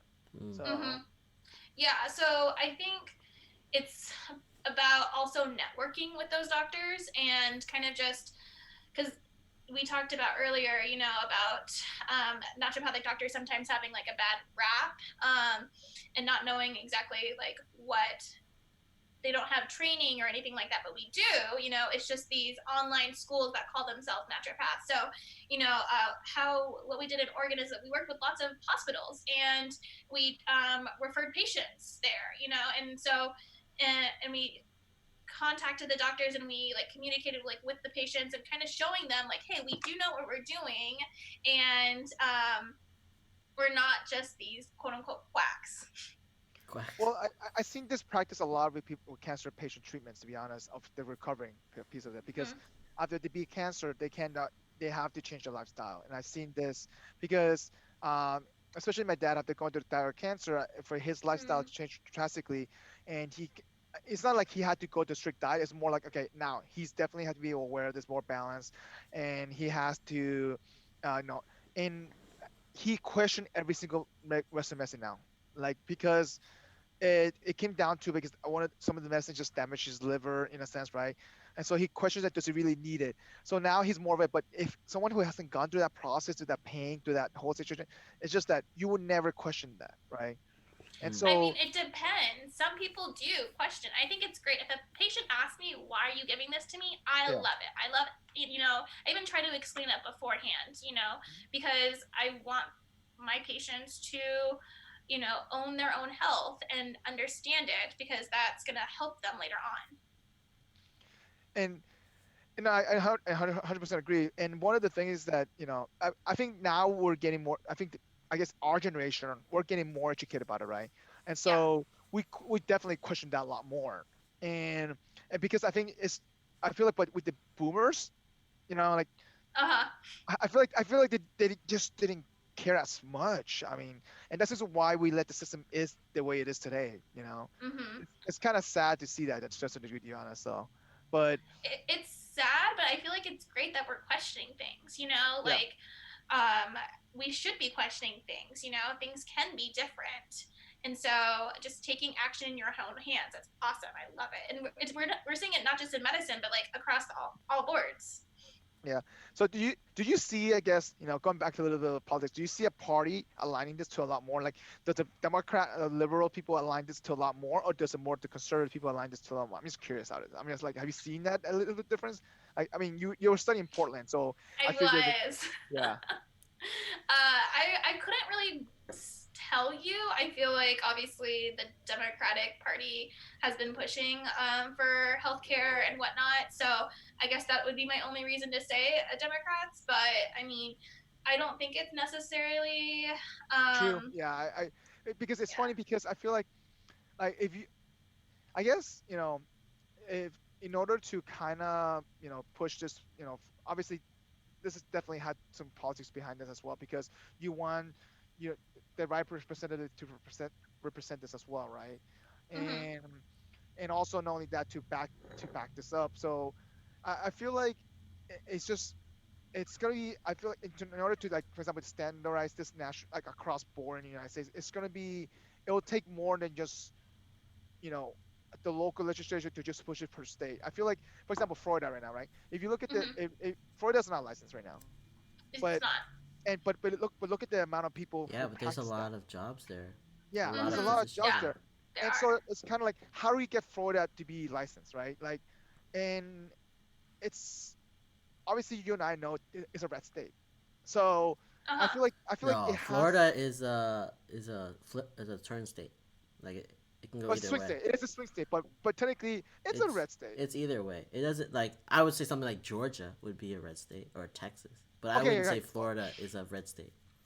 Okay, so look at the last five, top five right now. Hang on, let me pull that back up. I just closed that link. Where did it go? Oh, back to this the jobs report. Yeah, the job. Yeah. So it's like Maryland, California, Florida, Georgia, New York. Okay, so Georgia. Okay, so Georgia's a red state. Okay, completely red state. But look at the amount of. Are they licensed? Do they have a license? Do you know, Chelsey? I don't think they're Georgia's licensed. No. No, Georgia's not licensed. I looked it up. Yeah, Georgia's not licensed at all. But look at the demand, though. Like, I mean, for the market there. Yeah. Obviously, you wouldn't practice that, right? So. Sorry, what was the question?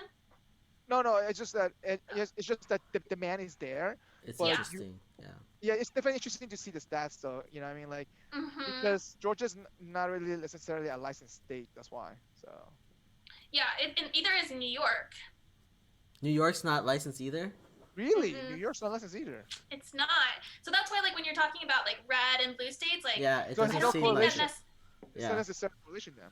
Okay. Yeah, I don't think so. Because even Nevada, I think it's a blue state, and we're not licensed. So So then, what I guess what can help drive that? I'm curious then now. If it's not a political thing in a sense to a certain degree what party belongs to, but wow, New York's not licensed. You're right. I just looked. yeah, That's crazy. I know. I think it will be honestly. But yeah, Connecticut's licensed. And then Pennsylvania just got like licensed within the past couple of years. But I think New York definitely will be probably and will be licensed in a couple of years. I would say. I would bet money on it. Yeah, that's I guess that's crazy though in a sense to Yeah. see certain things. Yeah. So it really doesn't seem a political thing for No, this. it's not a political thing. It's definitely a money issue now, then for sure. It's gotta Mm-hmm. be Yeah. monetary. It has to be monetary. Yeah. And this, I feel like also this idea too about like, and I'm from the West Coast, so I feel like a lot of West Coast like we kind of push, we kind of go to the future a little bit, like especially California too, We're we kind of progressive. yeah, exactly, we're progressive. And so like a lot of the states on the west side, on the West Coast, are licensed, Yeah. compared to the East Coast. Yeah. So it's But having even- this mindset. But even though this traditional stuff is progressive, but even though it's been done for thousands of years, I know it's Yeah. like the. Yes. see the It's irony not behind that? very progressive. It's. We need to go back into that mindset, You know, it's just super crazy though. Like I feel like, so like I mean, so I guess if you were to tell a young version of yourself, right? Like, what would and about this path here, right? Like, I'm just curious. Like, what would you tell yourself? Because obviously you didn't know about it until that Yeah. stranger Mhm. told you about it, right? Like, I'm just curious. Like, for example, like for me, like if I were to go back and like for example, like, for me, like one of the things that uh when I was younger, I literally like I broke out before. I had bad skin and stuff like that. And I remember my doctor just told me, hey, just put this lotion on for the rest of your life. It's the same thing, for you to take a pill. And my mom listened to this because they didn't know any better. But then my mom started Mhm. questioning that. Yeah. And then for like 2-3 years straight, I was bathed in coffee bath and olive oil, and my skin eventually it bought time to regenerate itself. And Mhm. but Wait, also where did she get the coffee and olive it's oil from bath? it's from a herbalist, I guess, in China. Like it's kind of weird, like, and It's so magic. yeah. What people don't believe, what people don't know what it is, obviously they think it could be fake or whatever it is, right? Mhm. And she probably heard it from a herbalist, and she practiced pretty much. She definitely is a true believer in Chinese medicine in a sense. Yeah. And obviously this is different, right? So, but it's just the lifestyle, the mindset Mhm. about understanding the body. And so obviously my diet did change, and and obviously as you grow older, your body changes and evolves. But that I feel Mhm. like that bathing in coffee bath and olive oil for 2-3 years straight, that bought time for my skin to kind of heal, because I Mhm. was turning red, I was peeling left and right. I couldn't go out in the sun. I had to wear long sleeve in 90-degree weather all day long just because I couldn't Mhm. be exposed to the sun. And Yeah. so that was one of the biggest challenges was that, and I think from that perspective, yeah, I instead of listening to the doctor taking that lotion, because that lotion damaged my skin more because it's chemical, right? And my skin couldn't protect itself, so therefore you're adding chemical on top of, and it's acidic, so that and it's damaging your skin more. And so like I wish that there was a just go back in time, say, hey, don't take that lotion, because it kind of damaged your skin even more, and it probably could have ex- if you didn't take that lotion, it could probably your skin could heal faster, and you never know, Mhm.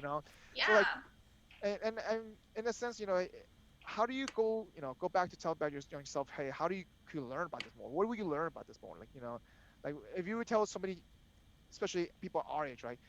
How can we find more information about this besides just you know you telling besides you trying to just share your story, because it's kind of Yeah. hard to kind of find that To information. reach so many people, Mhm. right, with it. Well, if you're really interested in naturopathic, medicine, I would definitely just go online, just type in, naturopathic physician, and like try to see if you can have one, like find one in your area, and make an appointment if you can, and just talk to them, and they'll definitely help you out with any like issues you have, or if they can't help you, they can also refer you to someone else. Like, Also, I have a question. Like, when you talk to, um, like the traditional physicians, do like what kind of reaction do you get about naturopathic medicine from them? Yeah, so it really, that's a good question. It depends on the state. Again, like if I'm in a state where there is so many like naturopathic doctors and we are primary care physicians, like in Oregon, a lot of the doctors are able to work. We're able to work, and we've created very beautiful relationships. But sometimes people are resistant, and so some traditional physicians don't know anything about us. So it's been a little bit difficult sometimes. So like here in Nevada, I haven't practiced here, and I don't like plan to. But I could see it being an issue, like having naturopathic doctors work with primary care physicians here. So in Arizona, is that big in Arizona? Obviously, the license, right? The demand is probably there, and Yeah. so Mm-hmm. so So like yeah, there is a lot of naturopathic doctors in Arizona. Yes. so how I guess what would primary care a traditional primary care benefit out of this to do this? I'm just wondering. It's just more about for client services, I guess, to provide an alternative option in a sense, or is it more like you guys get referral cuts?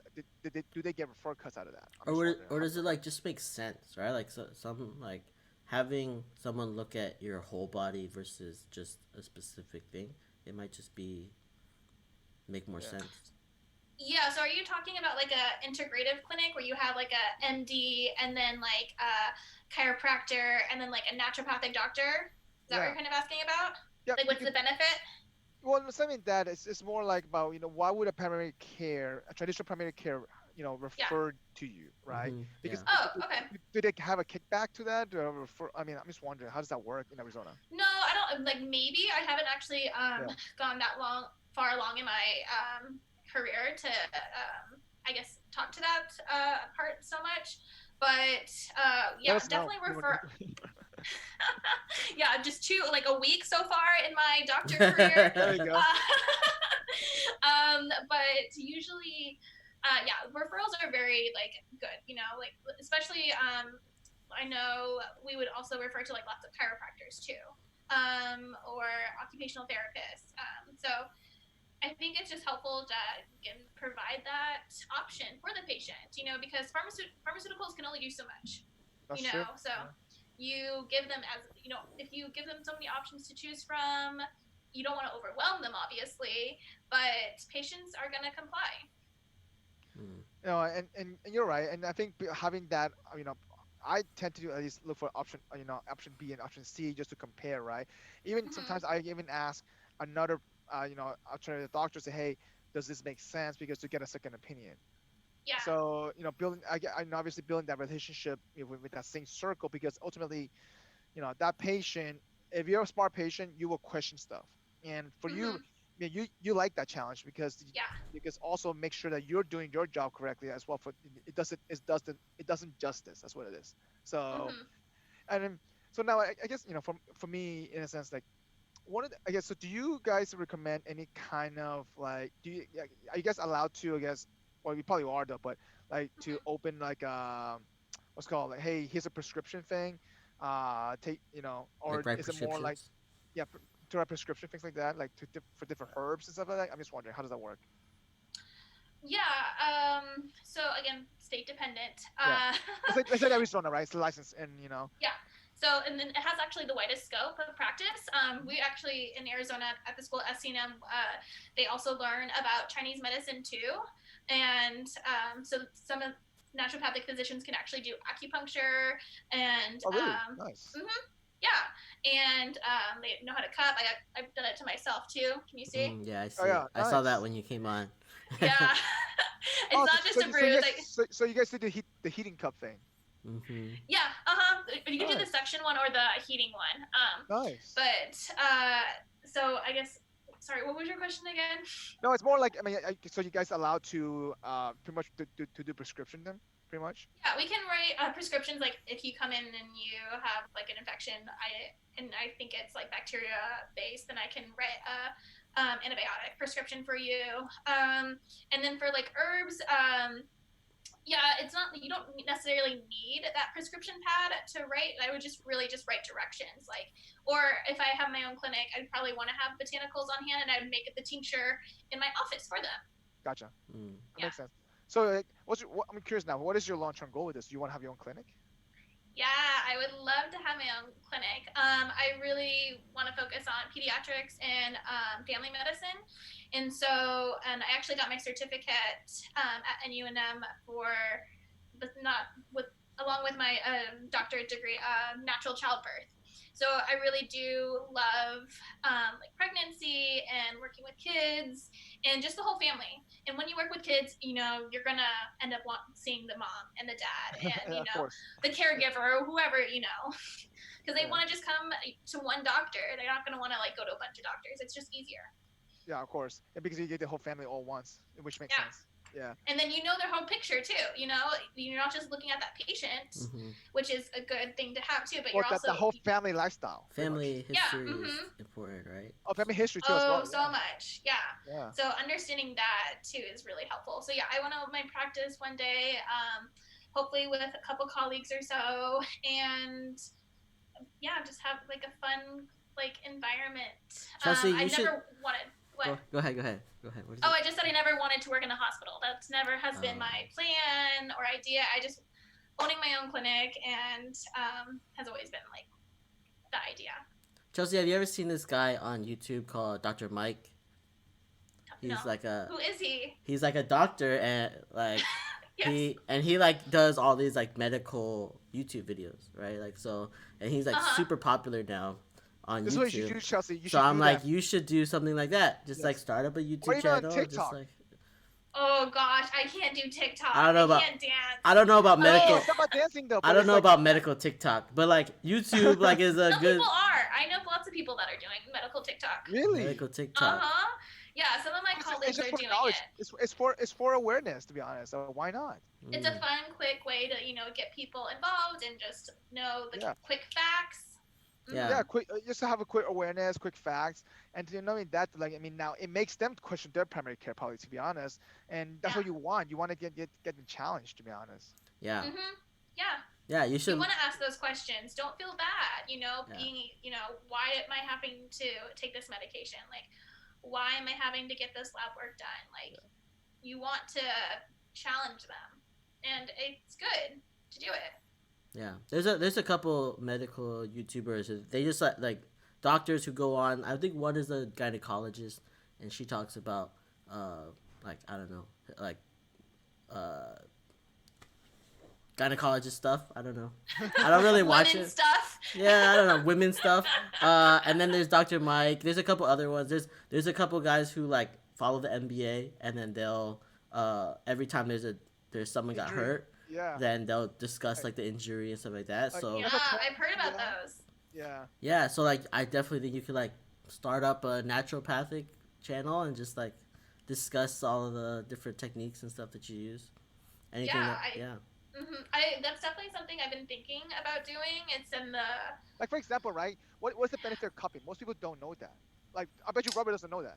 do I that, mean, I live with Hillary, and she came by, like Chelsey came by, and they tried to get me to do it, and I said no. yes. So Robert, what's the benefit of cupping? Tell us. Let us know. No, I don't know. See, I remember exactly. I wasn't Like, listening. I just saw it, and I was like, that Exactly. looks like it hurts. I'm not gonna do it. It's the same thing as like what is the thing where in Asian culture they can take a quarter and just like scratch your back until you bleed. Wait, what? You haven't seen this? No. All right, so maybe it's Vietnamese culture, but like they'll take a quarter and just scratch your back, and then Yeah. like if there's color, that means that it's releasing toxins, Mhm. Really? No right? way. And then they'll just stretch, and like people will have their whole back scratched, and Yeah. it's Are you just serious? It's So we intense. yeah. Wait. So hang on. We have the egg thing. So for us, let's say that you have a purple bruise, Egg. and so check this out. So if you have a purple bruise and you boil an egg, right, and then you stick a nickel. It only works with nickels. Uh-huh. Quarters or nickel for some reason because I think it's the metal. The metal. Mm-hmm. Yeah. Uh-huh. And so you put that shiny quarter into the boiled egg in it, right? And then you take a wrap, you wrap it around, you rub it around the purple bruise. So what that heat does is that it alleviates bruise and so it gets the blood flow back in. But then you see this quarter turn black. The quarter turns black. Oh, Yeah, I've never I seen don't, I that. don't, I don't know why, but I literally you can Google this. This is apparently it's a Chinese thing. Like it helps alleviate bruises and stuff like that. It's super weird. Oh my god! Yeah. Imagine if the U.S. decides to change their nickel and quarters, like, and then they're Well, like, there's like a coin shortage right now, and so we're probably getting rid of they're like, it. we don't even have enough nickels to do our medicine. There's all kinds of crazy stuff like that. That it works because like they've been doing it for a long time, but it just looks like crazy to me. It's painful and crazy, Yeah, and yeah. why would anyone want to do this? I had it happen once. So I went to Vietnam and I got really sick. Like I got really sick in Vietnam, and so they took me to like a massage place. So the massage they gave me a massage and then they scratched my back, and I was like, oh my god, I'm dying. And I so did not give consent to this. yeah, I and my aunt was like my aunt's like from there. So I was like, this is too much. I can't do it. She's like, okay. She told them to like do it less or like be less painful or whatever, but it hurt. Yeah. It hurt a I lot. don't know. And I don't know if I felt better, but it I hurt. mean, obviously there's some things that just carry over, right? In a sense. It's just kind of interesting to kind of hear this kind of for different culture does different things, Mhm. and obviously they come from somewhere. And you're right, Chelsea. Like some of these natural treatments has been done for thousands of years. It's just because may not be as popular nowadays, just because may not be as profitable. That's what it comes down to. I mean, one of the Or things it that just looks weird. Like I feel like oh yeah, the not quarter trendy. thing like it works, but I feel like it like in our society it just looks like abuse, right? Yeah. Because So it's a mindset, right? like we're kind of trained to think that, ooh, that's Oh, it's that weird. perspective. Yeah, yeah. Or like that Yeah. cupping stuff, like your Yeah. shoulder looks like there's bruise there, so Yeah. it doesn't Yeah. So I mean, someone it is beat a you up, bruise. Did someone beat you up, perception-wise. Yeah, very circular hand print right Yeah, there. yeah. So like perception-wise, it's an issue. By the way, Chelsea, explain why that's beneficial to Robert because he doesn't Oh know. yeah, it's very good for like like what I did it. Like I went to go. I play tennis, so I was going serving, and my shoulder, I went a little bit too hard, so my muscles were a little bit tense, and so cupping really helps bring blood flow to the area. So if you think about it, if a muscle is really tense, right, then it's gonna block new blood coming in, right? And we want new blood come in because that's gonna provide nutrients and oxygen, to it. So if a muscle's really tense, though, it's not getting that. So it's not gonna like help heal faster. So cupping essentially, brings that blood flow, new blood to that area to help alleviate the muscle and it's also helps prevent like blood stagnation. It's called in Chinese medicine. Yeah, that's what it is. Blood stagnation, correct? Yeah, and blood stagnation is bad because that blood turns black and then that evolves to something else. Correct. Yeah. Yeah, and usually like the darker the spot, like the more work that is needed for it. So how long does it take you to heal that bruise? Just wondering. Oh, I just did this. When did I do this? Earlier this week. So it'll probably usually like a week or so. Again, depending on how bad it is, because I had some on my neck too, and those are almost gone. So like if you get into a fight and you get like a black eye, that's like good because your blood is not stagnant in that area. I wouldn't say that. It's just like if you get a bruise, that's not necessarily good. Yeah, It's just I mean, so I wouldn't recommend getting black eyes. No. Yeah. All right, we're gonna recommend everybody here get in a fight. No, don't do that. Don't listen to Robert. Right. No. Yeah. I think overall, though, I feel like this is definitely a becoming popular, alternative in a sense, but just because, I feel like everybody's looking for an organic, natural path now. Just like you mentioned earlier during this podcast, people who come to you, they already want that. They're already frustrated with the system. They're already, they're already angry about, hey, this is not working. I'm wasting money, wasting time in this. And then not only that, they see the side effects of those medicines sometimes, to be honest. And they don't think about, some of those people now start thinking about a little bit more long term. Mm-hmm. And I think having that naturopathic path, it's definitely beneficial for sure. And this is something that I do. If it's I don't to be honest, man, I don't ever take aspirin.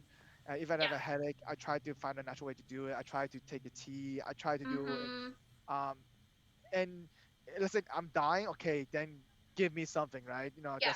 That obviously that's different. There has to be a balance. Mm-hmm. Preach. Yeah.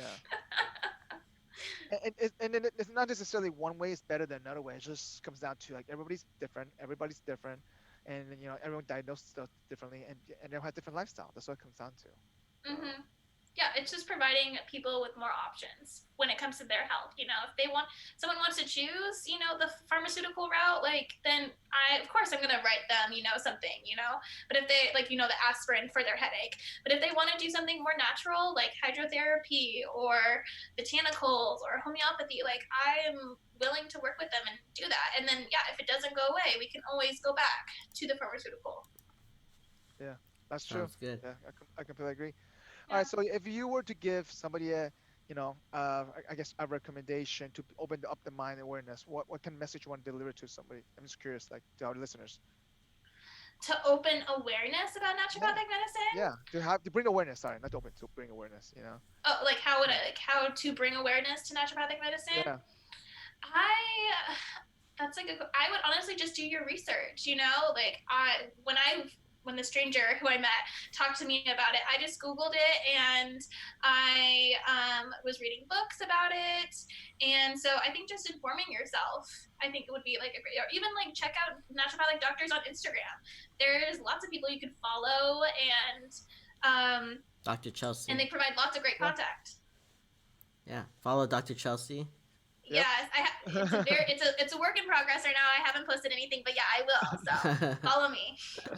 Just get on TikTok, girl. I'm telling you right now, you drive traffic. TikTok. Yes, and actually, I am doing tomorrow, but I don't know when this is going to be published. But tomorrow, me and my colleague, Dr. Daisy, we're gonna be doing a live on Instagram about Washa, actually on the face, and doing muscle exercises. Oh, What is there we this? go. Washa? Gua sha. Mm-hmm. Washa. Oh. What is So wait, that? can you provide a definition for who Yeah, don't know what I that have no means? idea. Yeah. So gua sha is a tool, essentially, mostly made out of jade. Have you heard of the Jade Rollers, right? Yes, I know exactly what you're talking about. Yeah. Yeah. So I know what you're talking about. It's the piece of it, but most people, that's because I'm familiar with natural skincare stuff. But for those who are not familiar, can you elaborate more about that? Yeah. Yeah. So it's made out of jade, and you can use it for different kind of things. I really love to use it on my face to help promote lymphatic drainage. And so our lymph system is really all about it helps with detoxing, kind of like the liver in a sense. And so usually in the morning, your face is really puffy, and so it really can help depuff and also just promote circulation and get the toxins out. So you do a live IG, how to do. We're gonna do it tomorrow. Yeah. There we go. And it has to be jade. It can't be anything else. Well, it's a What if it's I a use this material. cork to just No, no, it's No. material actually. The material Yeah. matters because just how solid it is. I think it does. That's also the property of the material that's something to do with that. Yeah, and also I think people believe in some energetic with it, because you can also use not just jade. There's also Quartz. I think quartz is one of them. Yeah, Or- rose quartz. Yeah, exactly. And I think both of them have different energetic purposes behind it. So it's just another really good part of self-care. That's awesome. See, you should be doing more of those stuff. Yeah. Starting it. There you go. It's exciting. Didn't want to do anything until I knew for sure I passed my board. So Yeah. There we go. I'm good. Let's Check. start There we it. go. Yeah. All right, so we're gonna end this podcast episode with some venting and rant. And our free range vent session. Yeah. That's the. Chelsey, do you have anything you want to vent about? Just to let it go. Just let it go. Just to provide. I got into a fight with my brother yesterday. There we go. Wow. Who won? What? Who won? Oh, I don't think it's not one of those It's a who lose-lose. wins kind of Okay. situation where both are butting heads. He he made a okay. yeah, he made it like a very like kind of like a sexist comment, and I called him out for it. And Oh, I know, to brother, me come on, you listen especially, to this, brother. What's going on? Yeah. Do we you have a should know talk? better. You should know What? better. That's exactly. I'm like, should we have a talk with him? You know? Yeah. You should. We You can guys bring him really on. should. We can bring him on, Yes. and we can Teach scold him. him. Yeah. Yeah, Scold him. that's not okay.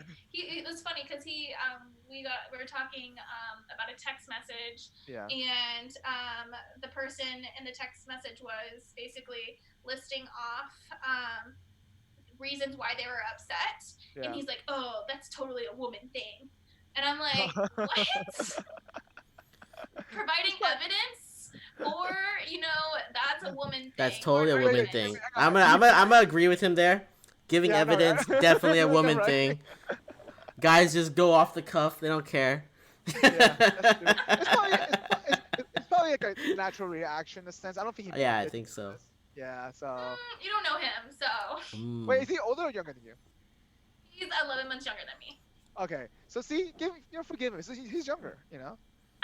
Yes, he's younger. He's You know, younger. No, he's younger. He's learning. It's fine. You know. yeah, it's okay. Yeah, but we have our disagreements, so. But, Well, I mean, yeah. I mean, obviously, you let him know that's not right, and obviously, and he probably kind of trying to, counter back a little bit, just because that's how It's siblings siblings. are. It's It might siblings, just be. Yeah. It might just be Siblings. arguing for arguing. That's true. yeah, and he loves to do that too. Yeah. So. Yeah. And he misses you. You know, you've been gone for so long. I Think about that. know. Yeah. But I hate it though. Still I don't hate enjoy when those I hate little when bitter girls give an argument and they have like things to back it up. It's the worst. It's the true. worst. All right, so Robert, what's your rant, Robert? My rant is also part of the debate. Is I'm so mad that there was so much interrupting going on in that oh my debate. gosh.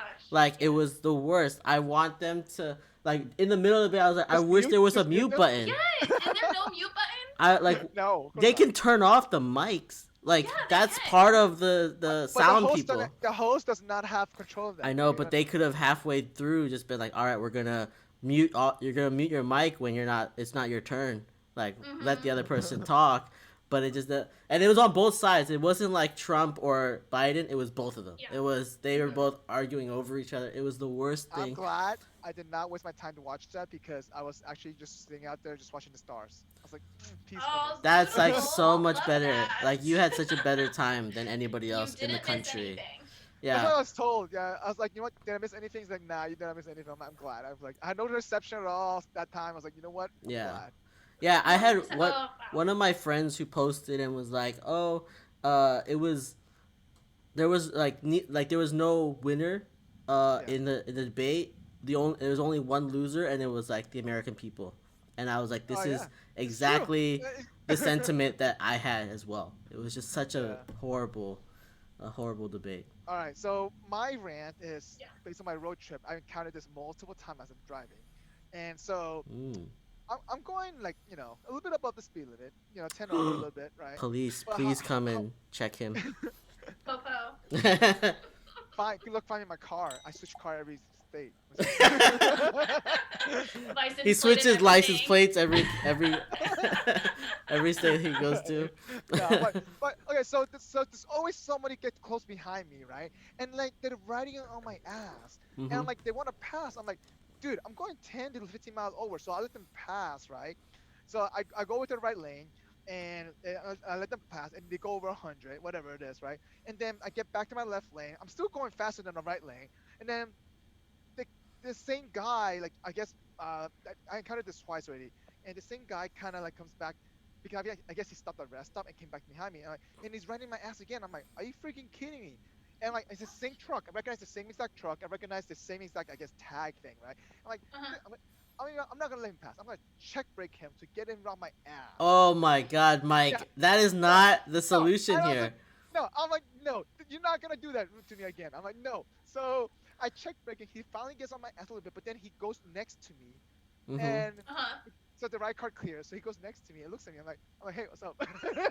I would do the Yeah. same thing, Mike. no. Oh my I mean- God, I mean, you're not I gonna mean, let the people who are going fast pass you?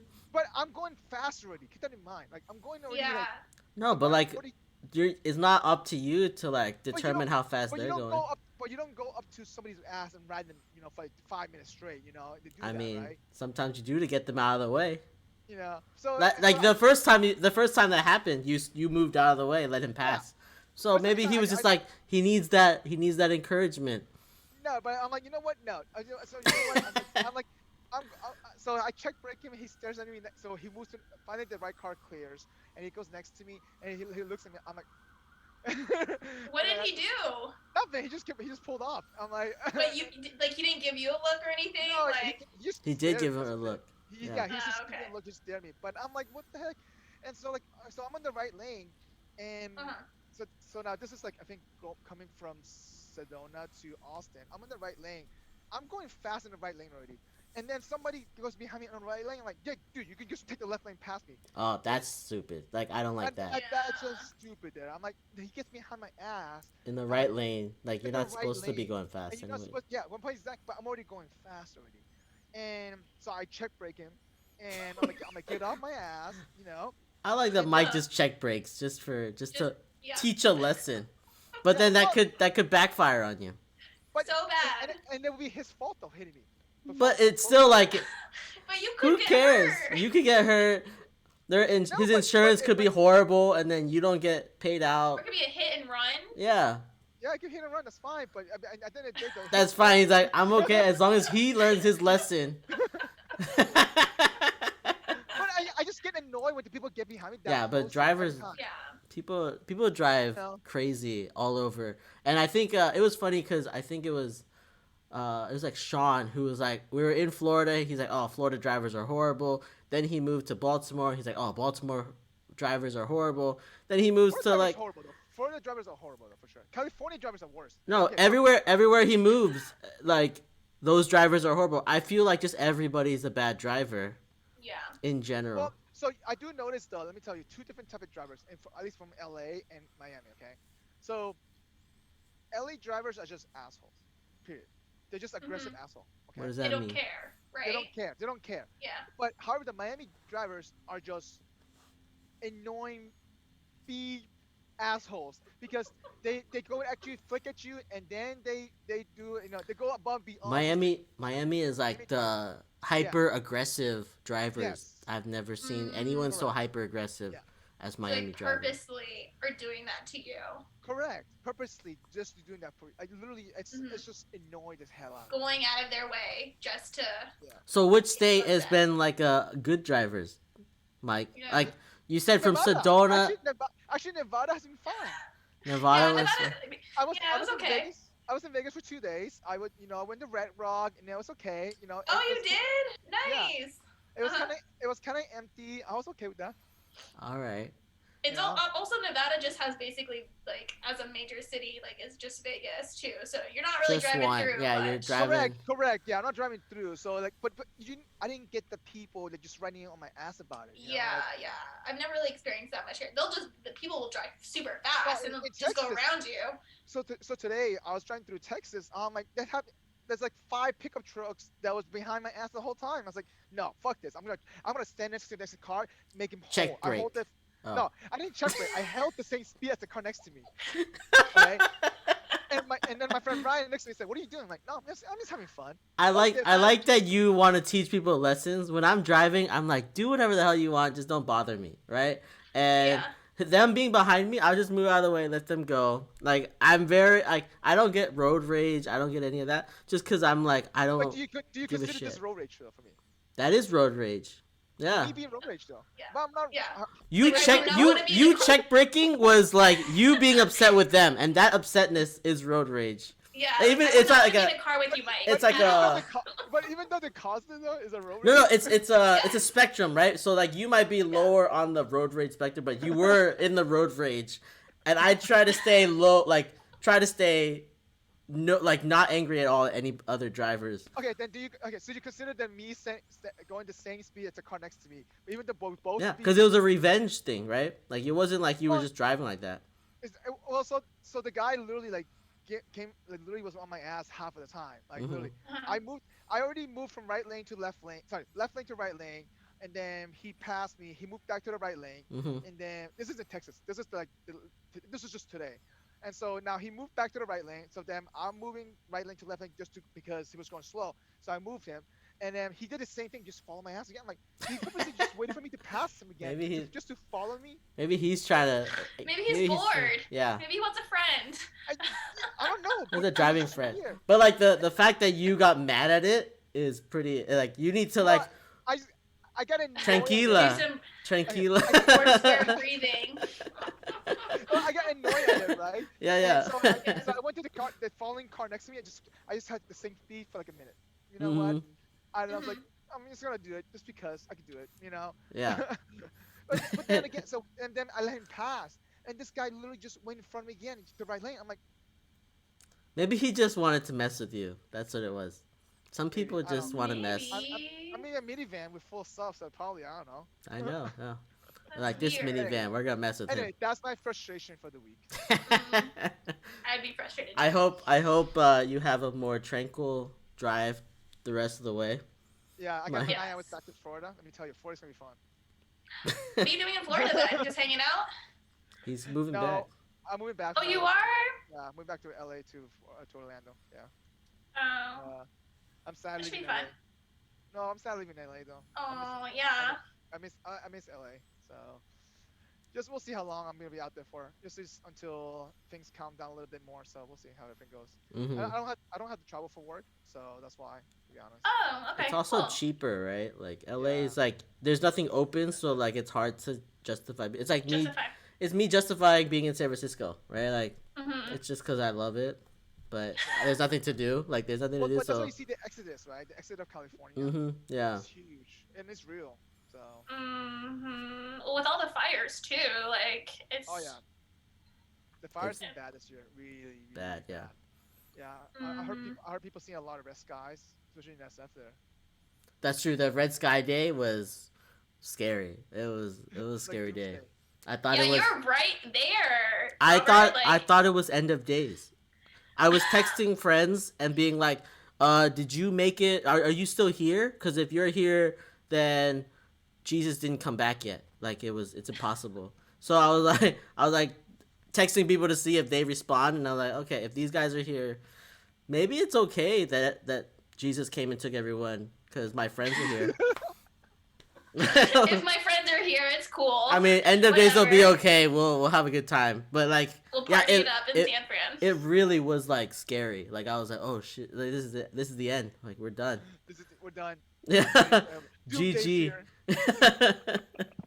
No, I mean, I even saw the part of the red sky in Santa Monica, so I don't get the smoke at all either because I'm on the coast. And so, but let me tell you, it was like super red that day. I was like, And I heard that day, like outside, there was no smoke.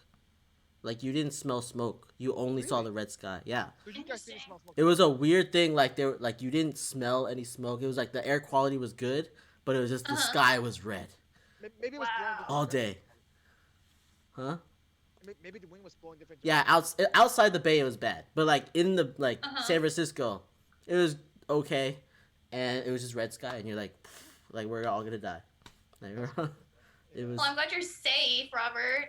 yeah, we're good, All right. we're good. So Chelsey, I want to appreciate you. Thank you for your time. Thank you for educating us. Yeah. Do you want to pimp anything? Thanks for having me. Yeah. Obviously above, right? Yep. Follow my Instagram at Dr. Chelsey K. There we go. And you're gonna open a TikTok account for us soon, right? And YouTube channel, Yes. TikTok, everything. You guys are gonna keep me busy, aren't you? We're gonna make sure this happens. Yeah. Yeah, Yay! I appreciate all the support. No, but listen, hey, we do wish you the best of luck, and listen, keep us posted. We want to have you come back, as as you decided which job you want to pick, where you're gonna end up at. Everyone should even you have your own clinic. 10 years from now, don't forget about us. Yeah, don't forget about us. Never. When you're like Of million subscribers on YouTube, don't forget about. What about me, you guys, and your podcast? Are you kidding me? We don't know. We don't know.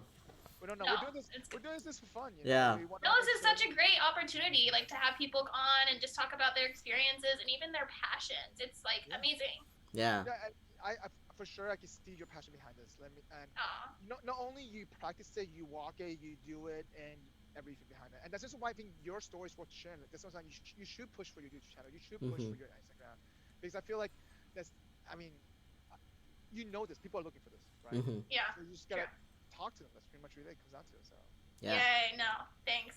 Appreciate it. I need that little cheerleading support All here. right. Yeah, we're here for you. Oh, thanks, guys. Well, Robert, you want to take this away? Thanks for joining, and yeah, go to our website www.gfothoughts.com. Yeah, brand new website we just released. Ooh. Yeah, so always Nice. our latest episode on the website. You can always visit us. Obviously, you can always find us on YouTube, listen to us on Apple Podcasts, Spotify. We're pretty much everywhere now. So, Yeah, like and subscribe, and put any comments in that you have. Yep. Thanks for everybody. Thanks for joining us, Chelsey. Thanks for your time. Appreciate it. Thanks, guys. All right, peace. Peace. Peace. Thanks for joining us for this episode of the Gluten-Free Organic Thoughts podcast. As always, we appreciate you. If you are watching us on YouTube, please don't forget to subscribe to our channel, like this episode, and leave us a comment. If you are listening to us, please leave us your honest review on your preferred podcast listening platform. And as always, you can find us on social media at Facebook, Instagram, and Twitter at GFOT Thoughts. Drop a comment and give us some feedback. We would love to hear from you. Until next time, see you then.